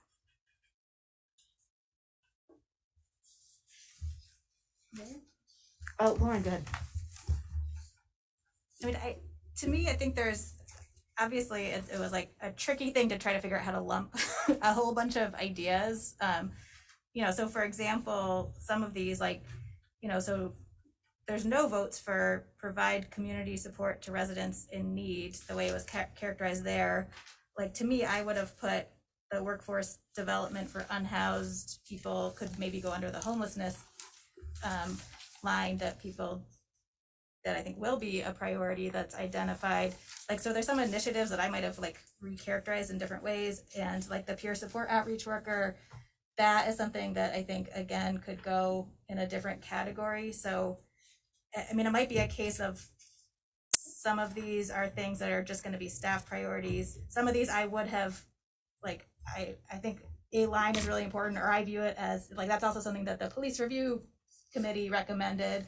For example, the expanding the peer outreach worker. So to me, that was covered under the provide policing, which fits Montpelier's needs, and implementing that report, because that's a recommendation there. So it gets kind of squishy, and I totally understand this was an exercise and a challenging thing. So I guess just how would we think about some of those things that I think I would have identified some of those initiatives as priorities, even if I didn't vote for it, and nobody did. I think that was what we wanted to do next, was to try to go through the whole list of initiatives, see if there's any more you want to add, and then vote on those top activities, because then we can figure out if there's some that are going to drop off. Is that what you do? We could do that. I think it would be very hard to go through all 170 of them. Well, we can give people time to just pick their top whatever. And see what Okay. they come out. It's not exactly what I prepared for tonight, Okay. because I think I just am not prepared for that, and I don't know if council is prepared, but we can talk about it. This is all a flexible process, so. I'm sorry, I didn't hear all of it. Are you talking about going through the initiatives instead of the strategies? To see what the top choices were of those. Doesn't mean that something's out, but it might be interesting to see which particular projects had the most interest. Without doing the strategies themselves. I think we need to establish that. I mean, that's my number one goal, is if we walk out of here at least understanding the strategies, then after that we can talk about the initiatives that go with the prioritized strategies. Because if we don't have a consensus of what the important strategies are, then the conversations about the initiatives that support those are unhelpful. But Lauren, I do hear you saying that some of them can move, and I agree, and I would love to hear those ideas first too. If you're like, this thing is important to me, and I would have voted for it and I think it goes to this other place. Okay. This is a work in progress, so here to hear that. Fair enough. And I also just want to verify, I didn't hear anybody objecting to any of the strategies. None should be taken off the list, or at least the strategy level. Yes, Jack. Thank you. Okay, I just wanted to clarify that. I agree with that. For instance, I'm looking at the strategy of communicate effectively, which I did not vote for. Of course, The city needs to communicate effectively. I don't think it necessarily requires council level discussion to say, we need to make the website better. I think that is an element of management rather than policy.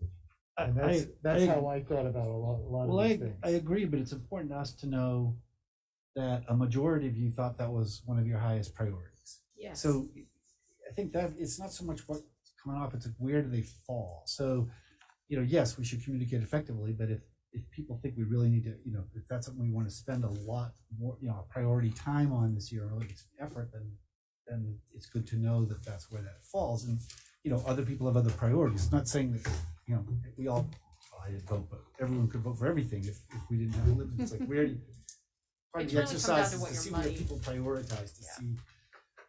And the same thing, I think, eventually with the initiatives is just, there's a lot of projects in here. We talked about a lot, we're not gonna be able to do them all. We're gonna have to decide at budget time or whatever. So if there's some that people really aren't supportive of, that aren't, gonna be done, let's stop talking, let's stop, get them off the list. Okay, so at this point, are we looking at which, do you want to have the conversation about strategies first? Like, Yes. what are our Yes. top? Yes, I would like to go by goal and vote on which you've already sort of polled what you thought was your top.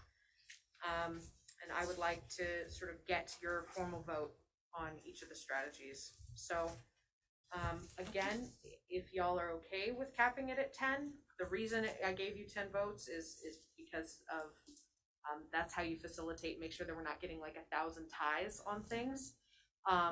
You can expand that. I think doing the math, I think you can expand it to probably 11 or 12 without messing anything up for ties, but that's up to you. That's sort of a facilitator number there. So I'm certainly not going to tell you to not vote for something more than once.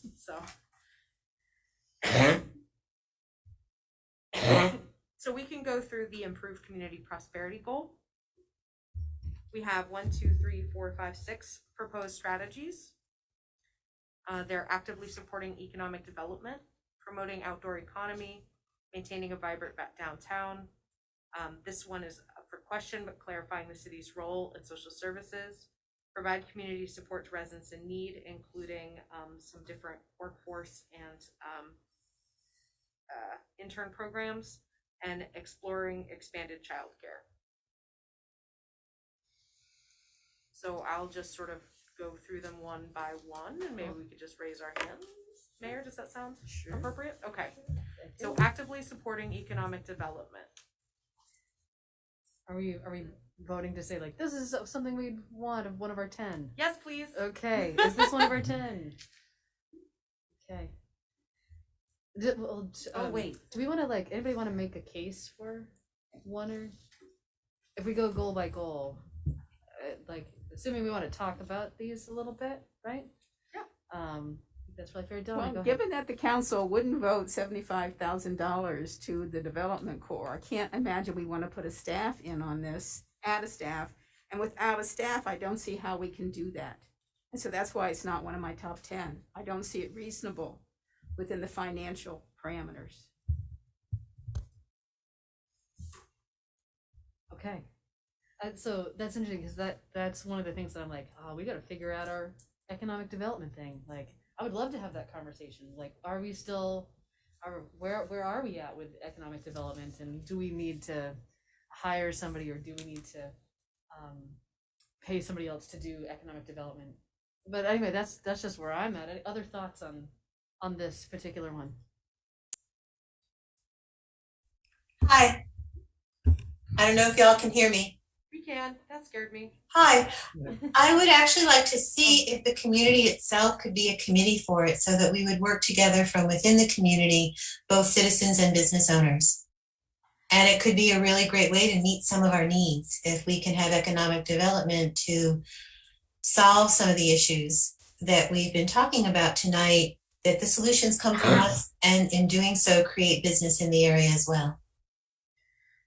So, thank you. That's an interesting comment, but I think that's something that we could take up at a future time. And actually, for now, we're actually not like I appreciate your thought there, and I think it's worth further discussion. But we're actually not going to be taking public comment during this section of. It was just in response to the idea of hiring someone. That's Yes, all. right, exactly. There will be future opportunity for the public to comment on that section. So we're gonna continue with our meeting for now, but thank you. So any other thoughts on economic? Yeah, go ahead, Connor. Well, is it fair to say the assumption would be that we have an agenda item to talk about how we structure economic development at a future date, and these would fall underneath that? I assume there wasn't written in stone, there'd be a staff or there'd be another Right, model. right. We'd have So a we don't chat know. about So I would say how we would interpret this is that if, just say it went the way you've already done the straw poll, if this was a top strategy, something that was important to the council, that in another month or two, when we're doing the budget, we would propose funding in the budget, again, depending on the overall picture, but we probably would include it because it would, and with a recommendation for what to do with that funding, whether we hire someone contract or just put in money and figure it out later, but at least saying, you've said it's important, you know, to the comment, you know, perhaps even if we had a person, we might have an economic development steering committee made up of community members or something like that, you know, so, but we could talk about the hows, the details as, you know, as we go forward.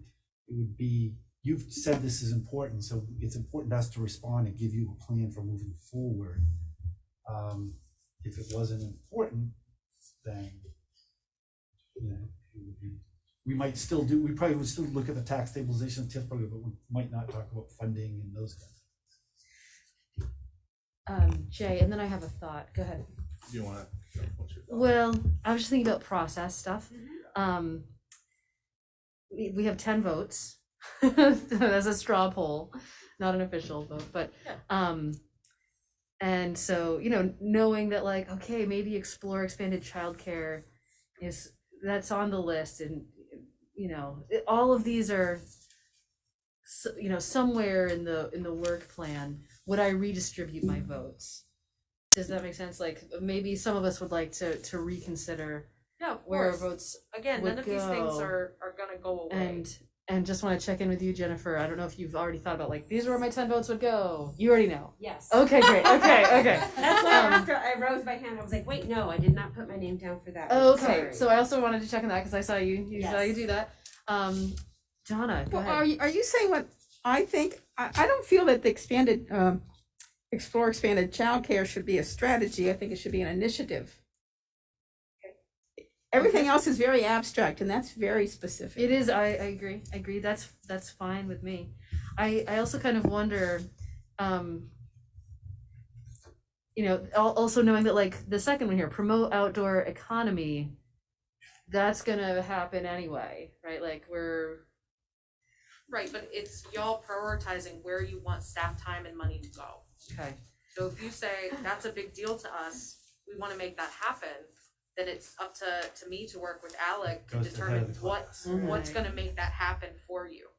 Right. This is you directing us on what you want time and money to go to. Okay. That's really what it comes down to, I'm honestly. just trying to think of, like, should I redistribute my votes? I mean, again, nothing's gonna go away. This is a planning Yeah. document that we can address, and you can reprioritize, and you can say, I don't like this plan anymore at any time, So. Okay. Do we want to? Yes, Jack. Go ahead. I thought your mention of the promote the outdoor economy was a good example, because I think many of us, if not all of us, were really quite energized by Alec's presentation. I don't think it's to the point where we can say, well, we've got something that's fleshed out that we can do or decide to do. And so that might be a reason why it might not be one of our high priorities for this year, but Alec's going to keep working on it. He's going to keep agitating for us to do this.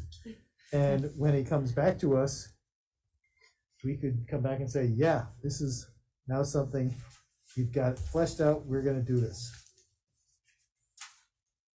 Yep. That makes perfect sense to me. Okay. All right. Sorry, I don't know. Do you want to take that straw poll again for the first one? Of course. Yep. Good. Can do. Since or no? What did you have? Well, I was just trying to think process wise. Yeah. Like, do you want everyone to take 5 and make hash marks, or I can get the note cards and we'll write down their 10 and no? I think we can just raise hands. I can write people's names down. We're good to go. Yeah. Good to go, Bill. Thank you for thinking.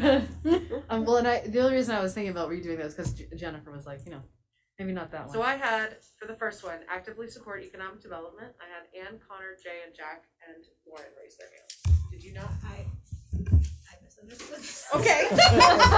We didn't understand the assignment. Okay, all right. So never mind. I had Ann, Connor, Jay, and Jack. Yes. All right. Promote outdoor economy. So, I'm sorry. Couldn't that be part of actively support economic development? That's a type of economic development from my perspective. I think that is empowering staff to say, hey, the council is willing to invest in whatever it looks like, right? Staff, et cetera, post MDC, right? That we'll leave it to you to decide, or consult with us, but to decide what's the best approach and what we think is the best for Montpelier. Now, I would say that promoting the outdoor economy should be a very significant part of supporting economic development in the city. So I'd hate to say, oh, well, the council supported this, but not this, because ultimately it's empowering staff to figure out what's the best way forward. So could we combine those? Yes, and I think actually that's kind of a good outcome of these conversations. Yeah. Because it's basically saying, okay, it may not be one of the top strategies we can do, but it's definitely on our list. The other thing I do want to assure people that we're a small organization. We're at these meetings and we're watching these meetings. It's not like these conversations don't happen. So vote on something. It's like, well, they didn't vote for it, so we're just, we hear you say this is important. We're moving into these things. They don't forgot it. So but it is really helpful to say these are the 5 or 10 things that are really when we're sitting here next year, we want to have had really moved the ball forward or completed, or done things of these areas. This is like where we're going to hold ourselves really accountable this year. Yeah, go ahead, Can Donna. I ask Jay a question? Were you saying that this should become an initiative? It's like childcare. It's really very specific. It should move under the column of initiatives under active supportive economic development. That's what I think it should be umbrellaed. Yeah, I think that's, if we're looking at the columns, I think that makes sense. That it's a little bit broader than some of the other things that are under the example initiatives, but I think it falls under that umbrella. So and we can take a stab at draft. Yeah, yes. So we'll come back. Thank you. I saw a bunch of nods, so I'm just going to move that. That's great. So it Thumbs would like be Julie. actively support economic development with the caveat of combining the promote outdoor outdoor economy as initiatives under that strategy. Yes. So does that change anybody's vote? No. All right. Maintain and again, when I say these things out loud, it's not saying that we don't want to do these things. Right. Maintain a vibrant downtown. Okay. This has been sort of put out there by Connor as something to take off of this, but clarify city's role in social services policy and involvement. Thank you. Provide community support to residents in need. Thank you. May I, as a part of that, we're talking about maybe explore expanded childcare as being an item underneath that one. And then, I don't know, Lauren, were you also referencing, moving one thing to you were also suggesting moving something. What were you? The workforce development to the homeless. Oh, I thought that was under this one. I guess It is. It is She was right now. suggesting moving it to the. I mean, it looked like it wasn't going to be highlighted, and so I was thinking it does look like, you know, addressing issues related to homelessness, like we could maybe put that under that because it looks like it's going to be a priority and it might be one of the strategies we want to be exploring. And then similarly, the peer support outreach worker to me also is part of that program. Yeah.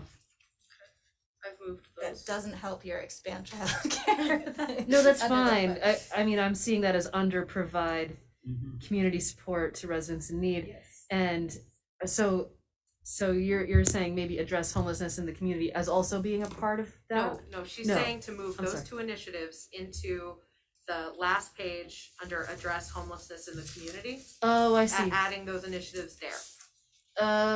Okay, got you. So, righto. Okay, fair enough. I'm gonna also vote for provide community support to residents in need. Do I have Jennifer and Anne formal votes on that one? And the childcare is in that now? Yes. Yes.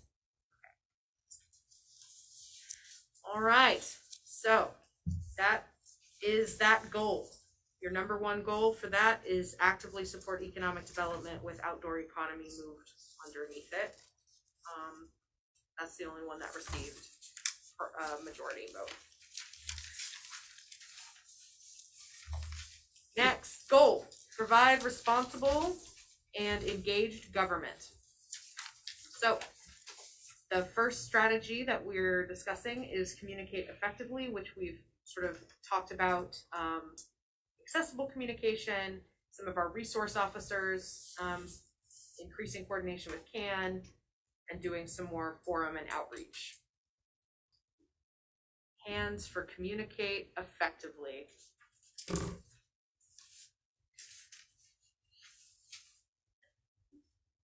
And I have the website there.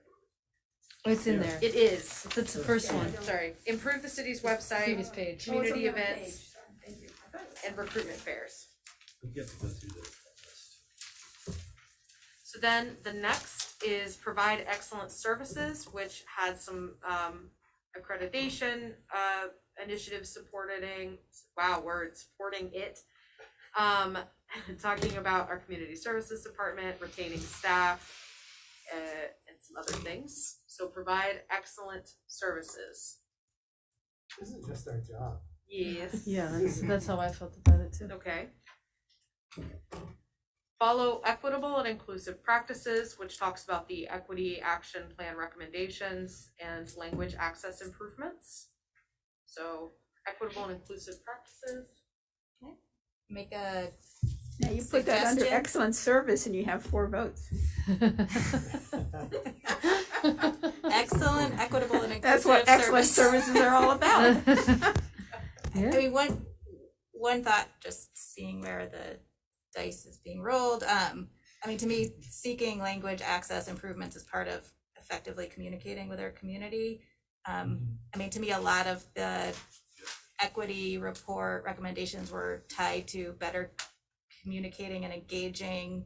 And I mean, I don't know if communicate is covering this, but it was like, how are we, it might have been elsewhere, like providing space for people to gather and things like that. That might be lumping too much into communicating, but how are communicating and engaging? Would people feel comfortable moving those initiatives up into communicate effectively? Would that change anybody's vote on that one? That works for me. I think it makes Fine. sense to move Yeah. the second one particularly. Second one. Yeah. Language access. Language yeah. access, okay. That's also not to say that I mean, I think we should be implementing the recommendations. The question is how much council time is that gonna Right, take? mostly their most recommendation outside of language access is to continue to do the equity assessment. Yeah. Because it's not done, so. And that's on my work plan, so it's not, again, going away. So then, achieve full accessibility to city spaces. So this talks about ADA compliance and our ADA transition plan, which we're currently working on getting quotes for. Jennifer? Okay, thank you. The next one is, we titled it create global connection, which was the establish a sister city program. Okay. Could be economic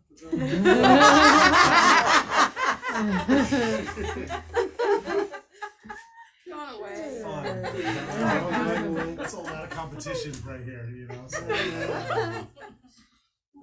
And then the last one in this is the fiscal resiliency, which talks about some of the budget process priorities that finance has. Okay. All right. So the one with council, I'm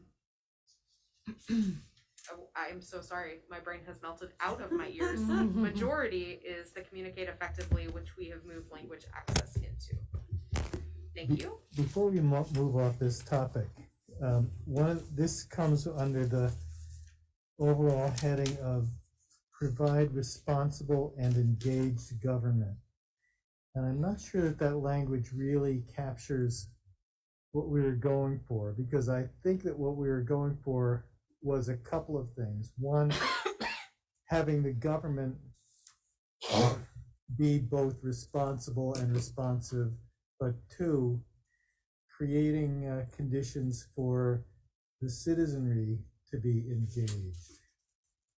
And I think there may be a better way to phrase it, but I think engaged government doesn't really capture it the way that we were talking about it last time. Does anyone have do you have a language recommendation or a phrasing recommendation? Not off the top of my head, but that's just, We'll work on it. Yeah. Okay, thank you.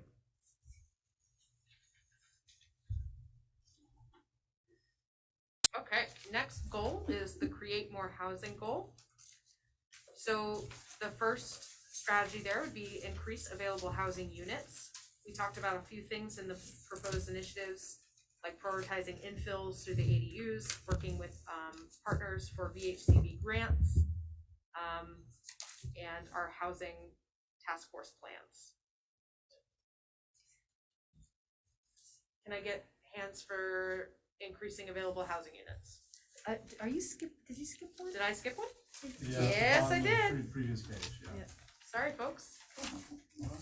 Apparently I also cannot read. So the first one, in actuality, is consider housing task force recommendations, which includes updating some studies, zoning changes, maintaining funding for the Housing Trust Fund, and some other recommendations. Can I get a hand for housing task force recommendations? All right, thank you. But again, I guess I feel that's under increased housing unit. That's one of the means, so I would put it with the other right below it. And I'd add that consider their recommendations is pretty passive. Okay, fair enough. So Agreed. Word implement can be used. But I agree with Donna that it feels like that could easily combine into one. And so the increase available housing units also in straw poll got a majority. And so we can work as staff to combine those and try to figure out what the best phrasing is, if that sounds amenable to folks. That's fine with me. Anybody objecting to combining those? Okay. Yeah, Jack, go ahead. When we get into the next bullet, discuss short-term rental policy, I think that that's also part of increasing available housing units, because what we are seeing in short-term rentals is that it's actually reducing the availability of rental housing. And if we hope to increase the availability of housing, then at a minimum, we need to stop further losses of housing. I separated that out on purpose, and I'm hoping that Mike is still here. Mike, can I call on you to sort of discuss this briefly as to why it's separate? Before you do, while he's walking up, I also wanted, because I looked at this too, your overall goal was to create more housing.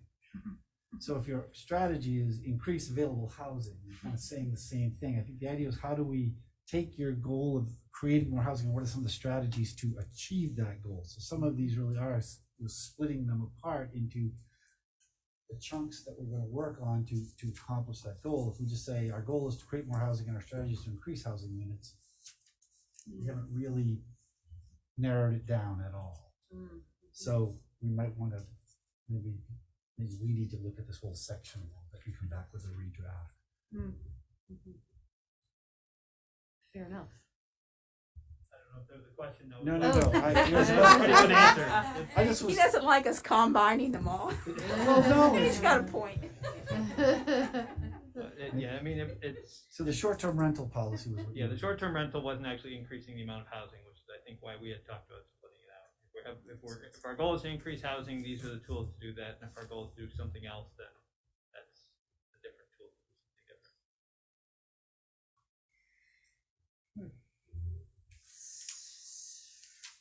So I'm back at the question of like, are we combining that first one, consider housing task force recommendations with increased available housing units, or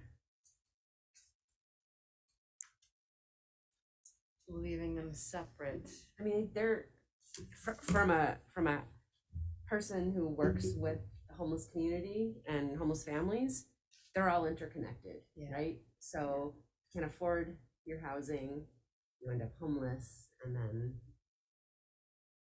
the snowball continues. So yeah. Other thoughts on that? I think the first two are too intertwined, like, you know, like, yeah, you need to implement the zoning there if you're gonna work with developers to get something off the ground. It's, you know, one without That's a the good other. point. Right, actively. How about we make life easy for you and well, it's clear that it's a priority. that housing is a huge priority.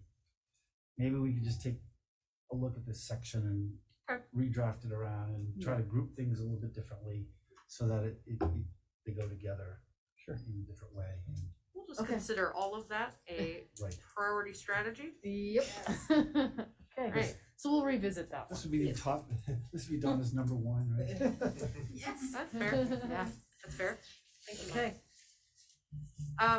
So that was a chunk done. All right. The next goal is practicing good environmental stewardship. This split's funny. I apologize about that. The first strategy there was promote conservation of river, water, and land resources. Support parks and expansion. Gosh, y'all, I'm sorry. It's okay. It's okay. Oh boy. So it's actually support parks expansion, which discuss the green print and some other support for the parks. So can I get hands raised for that? Thank you. The next one is promote conservation of river, water, and land resources. This one discussed feasibility studies for dam removal, conservation around Berlin Pond, our urban forests. It discusses PFAS and some other rivers and wetlands conserving. Oh man, I'm done. All right, no words. I do, but I'm okay. All right. Can I get hands for that one? Oh, thank you, Steve. I appreciate that. Oh, sorry. Everybody No bullying. No bullying. I have to confess, I voted more than 10 times on the Truth comes out. We can do something. Rivers, Tatum.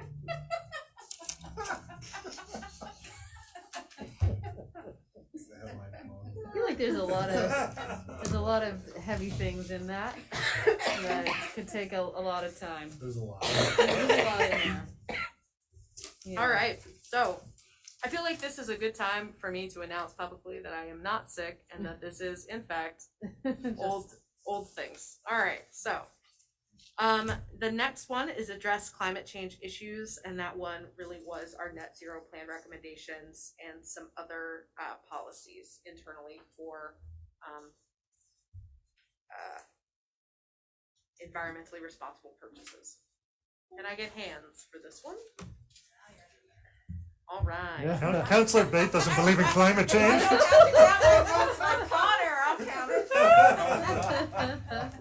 I think counting is She out the thinks window. at this 95% of point. scientists are wrong. I think the No, other yeah. acts are better climate change monitors. Oh my goodness. Oh dear.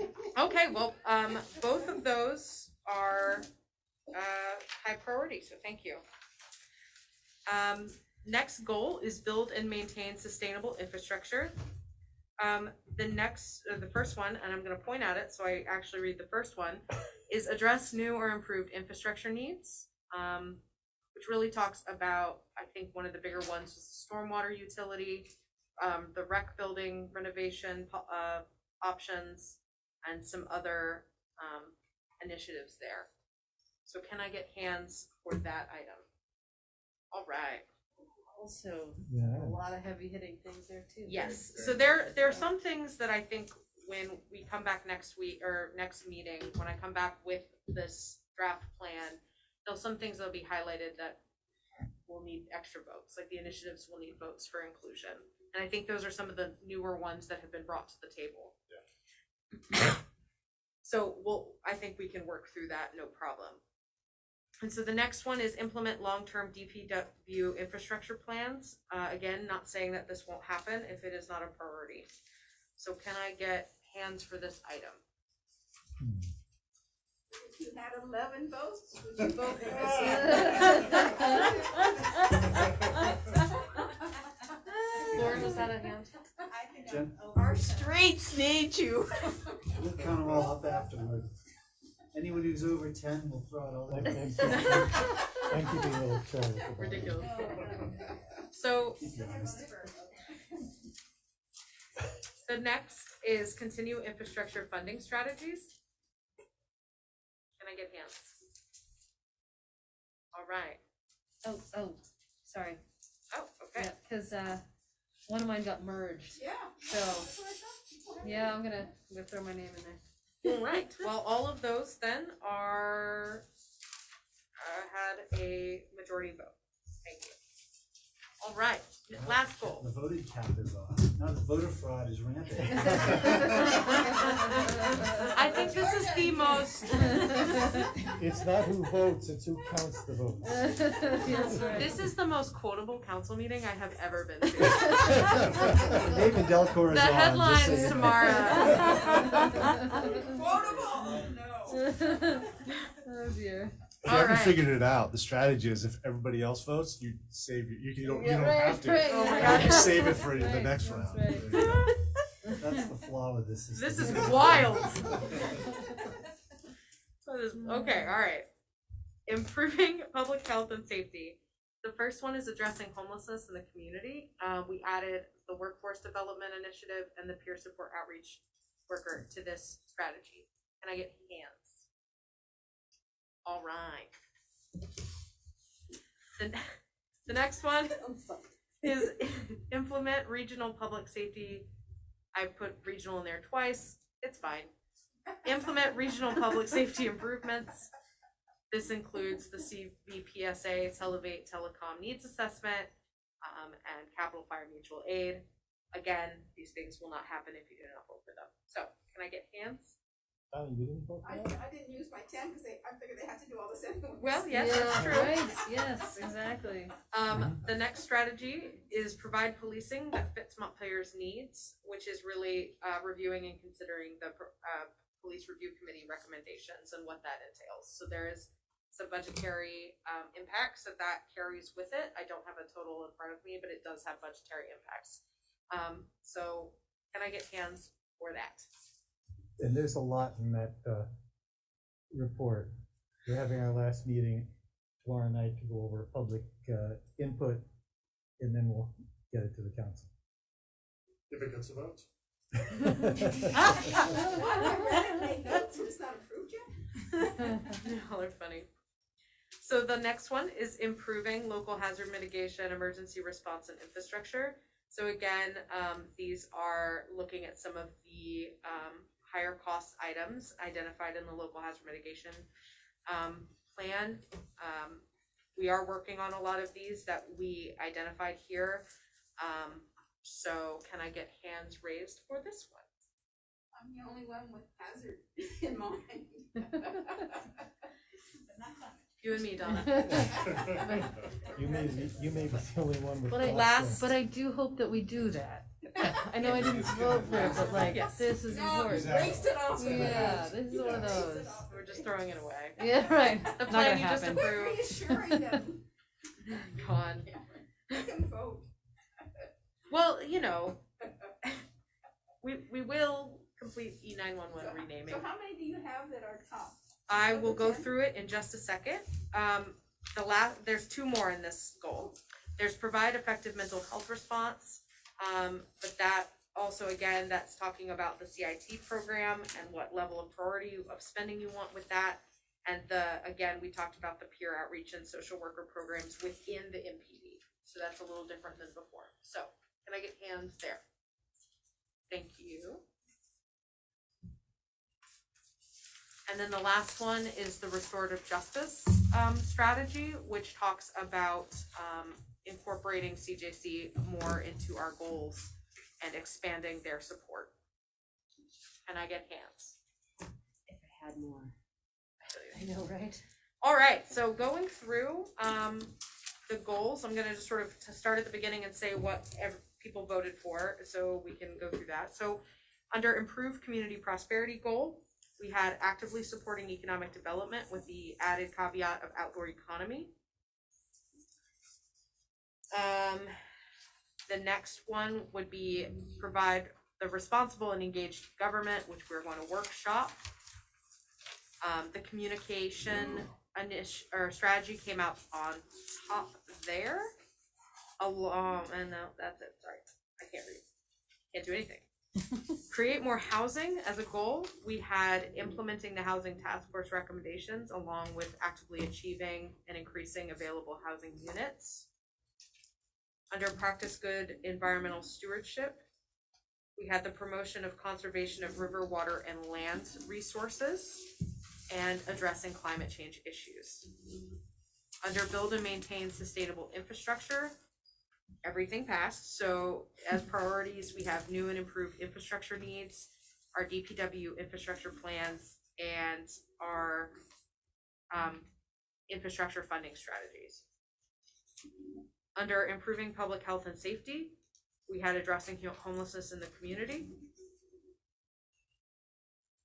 And that one is your priority there. Did that sound right to folks?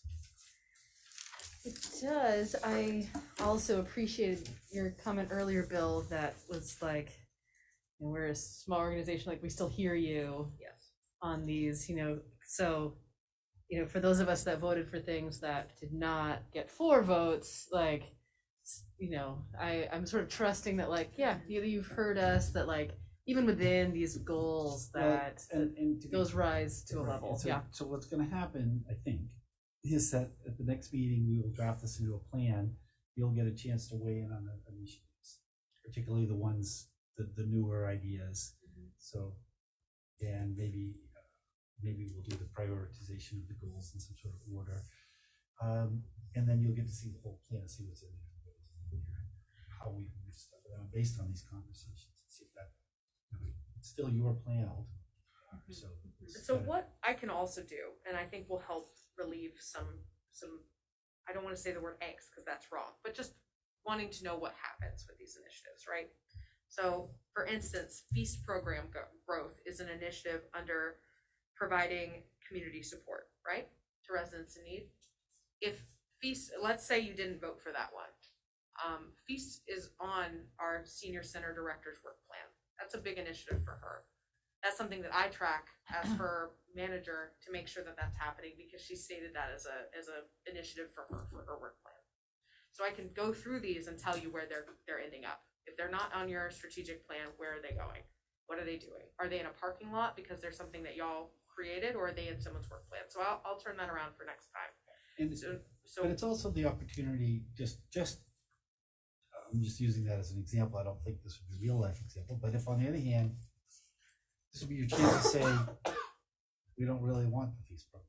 You know, this is also a chance to tell us, you know, I mean, we're assuming things that we have programs in this priorities, but you also, you know, there's something in here you don't like, it's your chance to say. Please don't tell us you don't like the feast program. No, but So I have accomplished what I needed for today, honestly. I think what this gives me is an ability to go to staff and say, here's what the council's prioritized strategies are. Let's talk about the initiatives and build those out so that we can present that to council for more cohesive discussion about those initiatives. Because I think right now you're right. Some of them can move around, some of them are squishy, and it will really help me to have y'all's priority strategies to talk to staff about to turn this around into its full plan. So I have what I need from tonight. If you want to go into further conversation about the initiatives, I have no problems staying and doing that right now too. So that's sort of up to y'all where you're at. Yeah, my thought is we should keep moving just in general, but there's a couple of comments. Laura and then Jay. So one last pitch for moving something that might then get 4 votes. So we had, I didn't totally see who voted, but the provide policing, which fits Montpelier needs, and then we've got provide effective mental health response. Those are like a huge chunk of the police review committee report is like tied to that. So to me, those are kind of one. Those are some strategies that are tied to it, or like they would be one and the same. So how we might get 4 votes if those were lumped together. And it's to me like they're part and parcel of the same kind. It's part of providing policing, which fits Montpelier needs, is providing effective mental health. So just throwing it out there. I'm seeing a lot of nodding. Yeah, that makes sense. So Sure.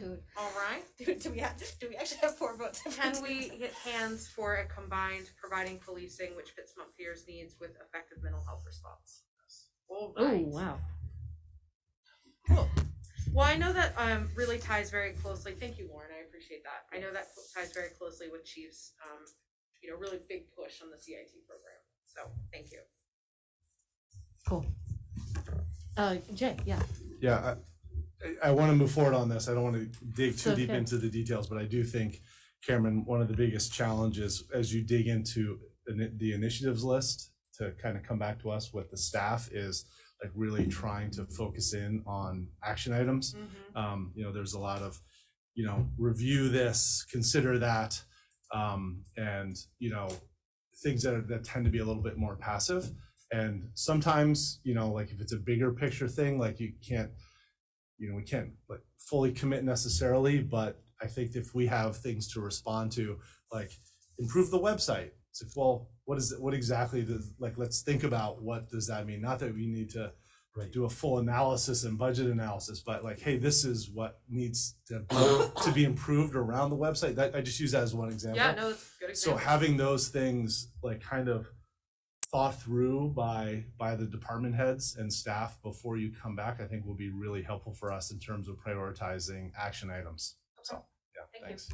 Yeah, and I think so just to flesh that conversation out though, I think at least in terms of now, the fact that improving the website is really important and you state that, I don't think the council necessarily needs right now to be getting into, what vendor we're going to use or what things are going to be on it. It's like you've said this is important to us, and then at some point when we do the budget, we'll come back and say we looked into this and this is how much we recommend to fix the website. So I think you really want to think of the plane landing, and you're kind of halfway there now. You're saying here's where here's what's the runway we're going to pick, but then that's kind of it.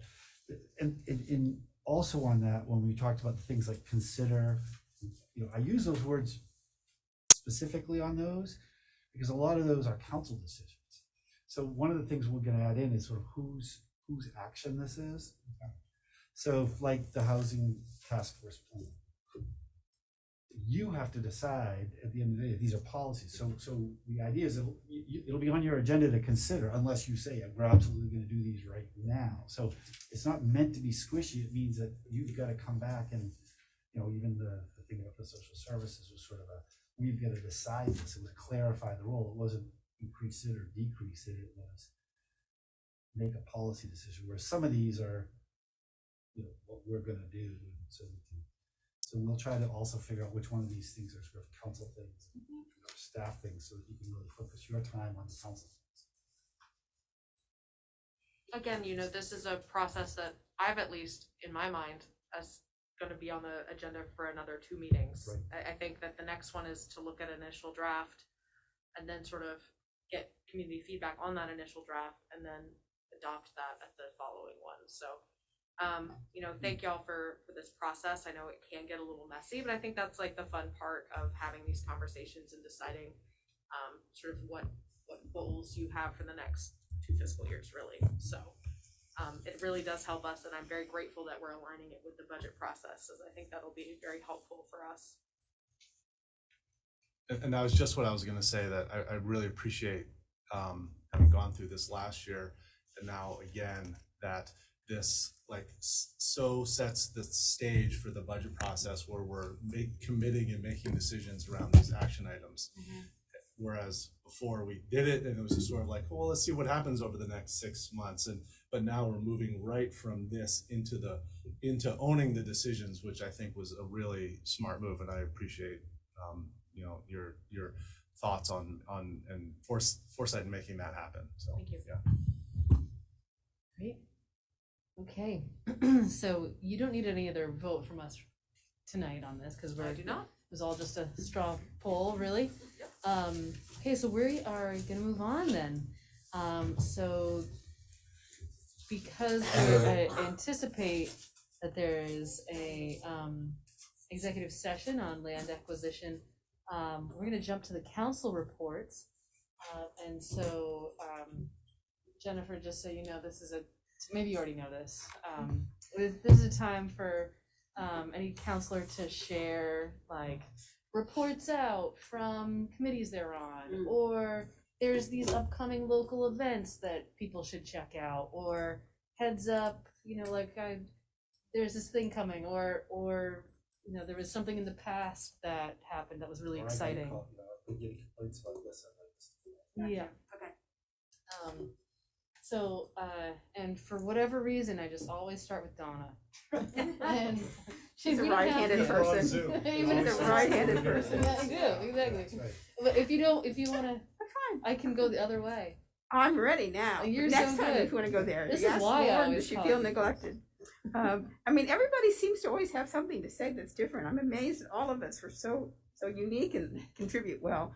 I just want to give a heads up of the October 20th council meetings that are going to be joint between Montpelier and Barrie. And the Central Vermont Public Safety Authority will be doing a presentation. Our consultant will be here from the Televets report. I'll be redistributing those, so you'll all get that. And you'll also get a letter that we got from the Twin City teams, which is Barrie and Montpelier emergency service staffs, came up with recommendations after they read that report. So you'll get that to compare the two. And I really want you to make myself available, call, make an appointment. I'm really glad to go over this 117-page study. But the executive summary is really important, and the Twin City team recommendation letter is really important. If you could put your attention on those two and then go into the report, that would be really good. And it's all about public safety telecommunications. And I'd also like to put on the agenda for the next time is the letter from the young girl, 9 years old, that wrote us. I believe her name is Marcy. Marissa Earl Centers, who asked us to consider Halloween. And I thought it was a wonderfully written letter, and I would love for us to respond to her and all the other kids who want to do something around Halloween. Absolutely. It's probably worth talking about, yeah. All right, I should have 4 or 5 specific recommendations coming out from the Homelessness Task Force. The next meeting with appropriations attached to those, as far as the ARPA funding. So I think that's probably the most specificity you'll have seen from the Homelessness Task Force so far. So keep an eye out for that. Also, I saw former Councillor Richardson's first Burlington City Council meeting. He ain't in Kansas anymore. That's it for me. Just one quick thing. I don't know that you all will remember, but we've had a few folks in the city who have been dealing with some noise issues for a long time. I know Councilor Richardson mentioned it. I've mentioned it in the past. And we've been supporting them, trying to resolve the issue. It's been a long road, and we hired a consultant. This was something that the council approved a few months ago to do some testing, and we have been trying to work. We've been trying to pinpoint the issues related to the noise, and tonight we finally were able to do the additional testing that we needed. We got rained out numerous times. It's been a long road, and so I just want to publicly acknowledge Donna Barlow Casey for her perseverance on this, and hopefully the testing that happens tonight can bring some resolution. It won't give us won't get us to the finish line, but will give us some answers about what next steps might be. So I just wanted to thank Donna and our constituents who've been working through this issue for a long time. That's it. Jennifer, you feel free to pass too.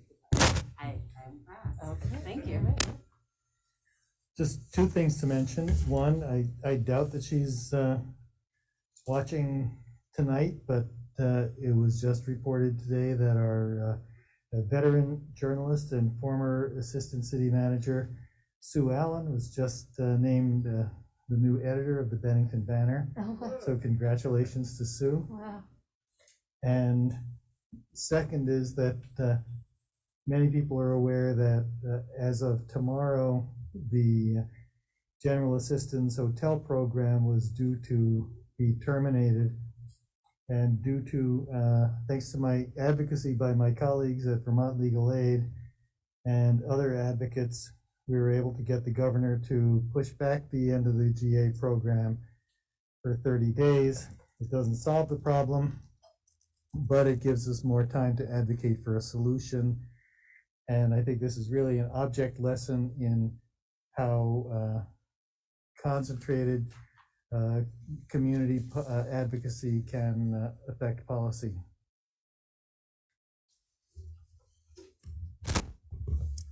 Great.